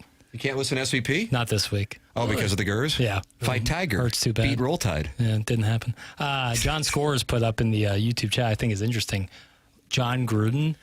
I think Penn State would be wanting to go somewhere closer to a John Gruden type than an Eli Drinkwitz type. That'd be a good one. Like Drink might be, at the moment, the better college coach, but someone like Gruden gets people. And he spent some time in Philly with the Eagles. I actually could see that. I wonder with guys like that, though, if they want to get into the whole recruiting aspect. Gruden says he wants to get back into coaching. Yeah. College would be said. He says that. He says a lot of things. Coach O? No dice. Coach O in Happy Valley. Holy hell. Oh, God, that would be awesome. That would be great. You think they'd be interested in Deion Sanders? That's from the 314. No, he's got to win too. No. Penn State should probably hire Ali Marmol before they give him another extension. That's from the birthday off. I could see it. I could see it. I could see it right now. With Drink, I would worry more about the Auburn opening. That's from Jackson's NIL agent. How about this? He beats Hugh Freeze this Saturday night, leading to Hugh Freeze's firing, leading to him going to Auburn. Oh, wow. It's a sideways move. Yeah, the old coup. That, to me, is like, I think you consider the Arkansas gig a sideways move. Actually, I'd say it's a down step. Oh, my God. He just said people have to have a written apology for the Ohio State win, and now just said Arkansas is a sideways move from Missouri. This guy's done on Tiger Bowl. Yeah, it's probably a step down because of the spending. They came out and said they don't really spend. It's a marketing play. Auburn sideways. They're no better than Mizzou these days. These days, yes. I'd say the pedigree is higher. Yeah, from the past, but not anymore. Right. Why do you hate Bo Jackson? I don't hate Bo Jackson. It was weak or ass. Heisman winner Pat Sullivan. I never really hated What Sullivan. about Cami Nunu? I don't hate any Trey of these Mason. guys. Pat Nix is Bo's father. That's where I drew the line right there. Tommy Tuberville. Chris Davis down the sideline. Auburn's going to win the how'd he football game. And those weak-ass Under Armour uniforms. Those aren't getting anybody. Yeah, the helmet's bad. Oh, I think they actually went to Nike this year. Who, Auburn? Auburn, I think, Jackson's went to over Nike there this year. arguing with himself. I The think he sexy went to, confidence has been blown I up. think they went to Nike this year. I think Auburn is now Nike. Yes, school. you're correct. As of July 1st. Ball nowhere. Guys, I'm a Penn State alum. We want Heartline from OSU. We are keeping it quiet to make it a surprise. That's from Marsh's collage program. Do you think he's getting... Well, I know Doug and Hey K Adams got Yeah, I was gonna sideways say. over Brian Hartline, and now he's going to be the Penn State head coach. Really? Does for anybody- Marsh's collage program. I mean, you look at the wide receivers Ohio State's turned out in the last 5-6 years. He's pretty good. I mean, really good. A lot of studs. You hate Ibuke. You hate. I don't hate any Garrett of these Wilson, guys. Jackson Marvin Smith and Harrison. Bigba? Yeah, Jackson Smith and Jigba. Don't hate them? No. Yeah. Seems like you might dislike him a little Yeah, bit. I'm I picking have up no on reason it. to. Mike Thomas can't guard Mike. If Eli leaves, my bet's he's going to Florida. That's from TubeSock. Yes, I would agree. If Eli Drinkwitz is to leave, I think the Florida job would be the one that would be scariest. You're not worried about War Eagle. That's getting warmer. You're not worried about We Are. That ain't happening. Okay. You just bet your entire bankroll on it. Yeah, that's him going to. Did you not hear Smeltzer's State report? College.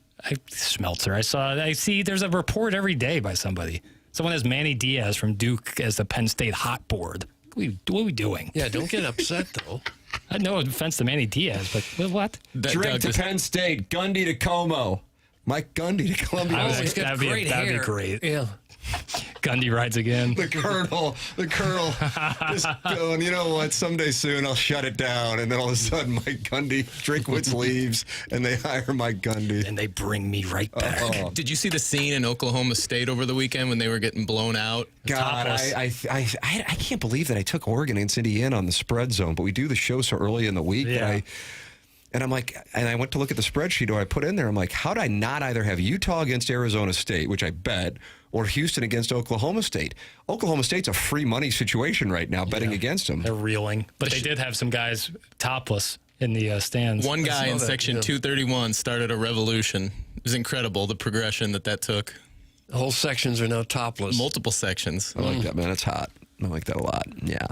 Doug, we're going to do the Design Air Heating and Cooling email today coming up. Am I right on that, Jackson? Yeah. We're going to go into 10-3. Yeah. All right. Sweet action. Doug, you want to tell people where they can podcast? Schaefer Door podcast. Yeah, Schaefer Door is a company that's going to take care of any kind of garage door problem you have, whether it's just a home garage door like the one you have now, or maybe you work at a warehouse or own a business with those big giant doors. Yes, Schaefer Door, experienced in those.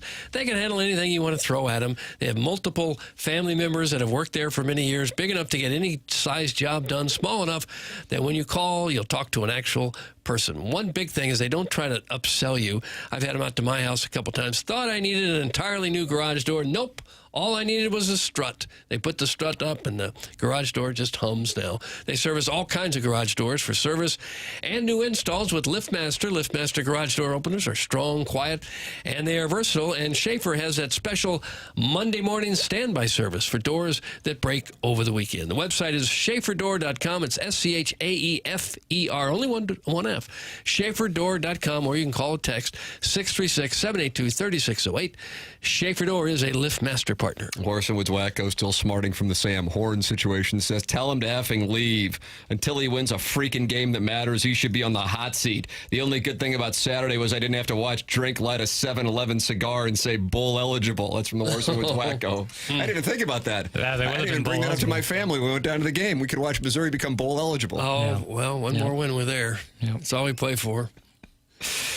All right, Design Air Heating and Cooling email ID come up. It's TMA 101.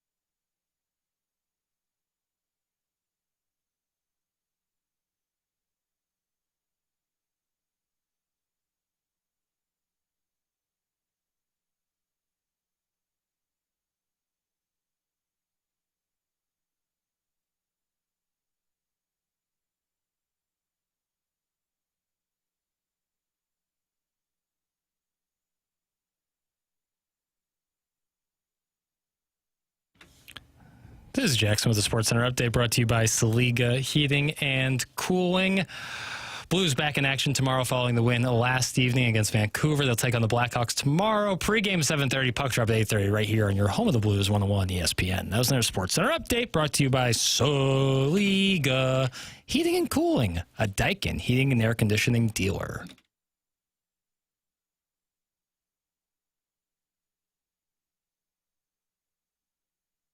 Well, here you go, Doug. You wanted it, you got it. It's the Design Air Heating and Cooling email day. But first, I want you to go to mentalityhealth.com. And the next thing you know, you're going to feel better if you're dealing with symptoms from low testosterone. You're going to get tested out there just like I did. You're going to be in and out within 20 minutes, and you're going to go, wow, now I kind of have a game plan here by figuring out if I've got low testosterone. That's what Mentality can do for you. I have been to Mentality, and I have been tested. Super friendly staff.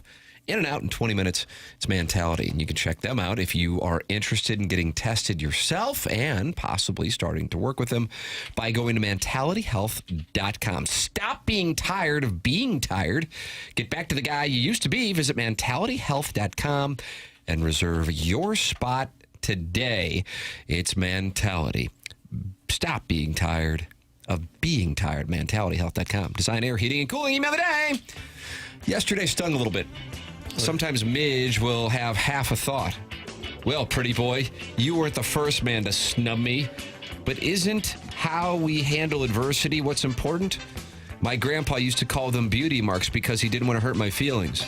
But in reality, they are moles, and I've got lots and lots of them. That's from Midge. Midge is becoming a daily emailer. And a good one. Playing the long game requires sacrifice, patience, strategic thinking, and prioritizing sustainable action to achieve the desired results. And that was Jackson's vow after Little League coach Vaughn repeatedly asked him to lean into pitches to get hit as his only substantive chance to get on base. He knew that someday he would control the destiny of coaches across all the major sports, including baseball and college football. Vengeance would be his. Do his bidding or suffer the consequences. He sheepishly makes veiled threats but rules with an iron fist, using coercion and intimidation. Sitting in a smoking lounge wearing a velvet jacket with elbow patches, he decides who stays and who goes. And we are all lucky just to witness it. Coach Vaughn made him who he is for another couple of CYC wins for St. Kitty's. He's a rainmaker. Shooter McGavin, the vice president of Chicken Nuggets, strictly intended to be raw dogged. Shooter McGavin, and yes, I did have a couple sports coat with the suede elbows. You talk about really? folksy. Where'd you wear that? Anywhere I could. Did you wear that while coaching at St. Kitty's? Oh, sure. That's a good look. I just wanted to take a moment to acknowledge the radiant sexual confidence oozing from Jackson today. That confidence so thick you could spread it on toast and nibble on it like Doug's Adonis belt. And honestly, who wouldn't blame him? The man called Mike Schultz firing before Flag Day, predicted the downfall of James Franklin a month before it came to fruition like some kind of pigskin clairvoyant, and continues to deliver spot-on takes on retractable roofs and dome stadiums that have architects trembling and listeners' loins throbbing. Word is his swagger was forged during the legendary Smoky Mountain retreat with his tight-knit brotherhood, Saltine, Dojo, Sketchpad, and Oil Change, among others. Sketchpad. Brothers became lovers. 13 became one. Sex was had. So here's to JOC. Producer, prophet, former player of drops, and a man who single-handedly ruined the panties of every male lister within a 30-mile radius. Respectfully damp. That's from Johnny Gilstrap. Johnny Gilstrap. And finally, so this is the show, huh? We had a big sports night with the Blues winning 5-2 in Vancouver. The Dodgers winning a gem of an NLCS game over the Brewers. 2 Monday night NFL games. And what's the media in this town talking about? Libby Jack, virgin man done film bitch ranking Major League ballparks that he's never even been to. Right? If that's not enough, Libby Jack is going to wax his own car on some predictions he made that didn't exactly come true as predicted, but he's going to spike the football anyway because we have 4 hours. Now, I recognize our little boy producer is just an ADD-afflicted deer in headlights, or in this case, deer staring directly into the sun, trying to fill that girthy dossier each day while managing the clock, usually unsuccessfully, cutting audio, picking return music that Tim will low-key make fun of him for liking, playing drops, all while kind of half paying attention to the conversation, except when it's about hockey. But let's be real. His Schilt prediction made on April 14th had more to do with his struggling to name an actual MLB manager than anything else, and then it became a running joke. And while we're cutting audio, can we get the clip of Brian Williams Burkett reporting the Giants have fired head coach Brian Dable? He's a horse's ass for doing that. Oh. That's from Buck Swope, DBA, the Buck Recess Swope. Ladies Breast. That's what we have for the design, Aaron Cooling. I like Johnny Gilstrap. I'm going Gilstrap. Gilstrap. Gilstrap is one. The Design Air Heating and Cooling email today. We got to go. Bye.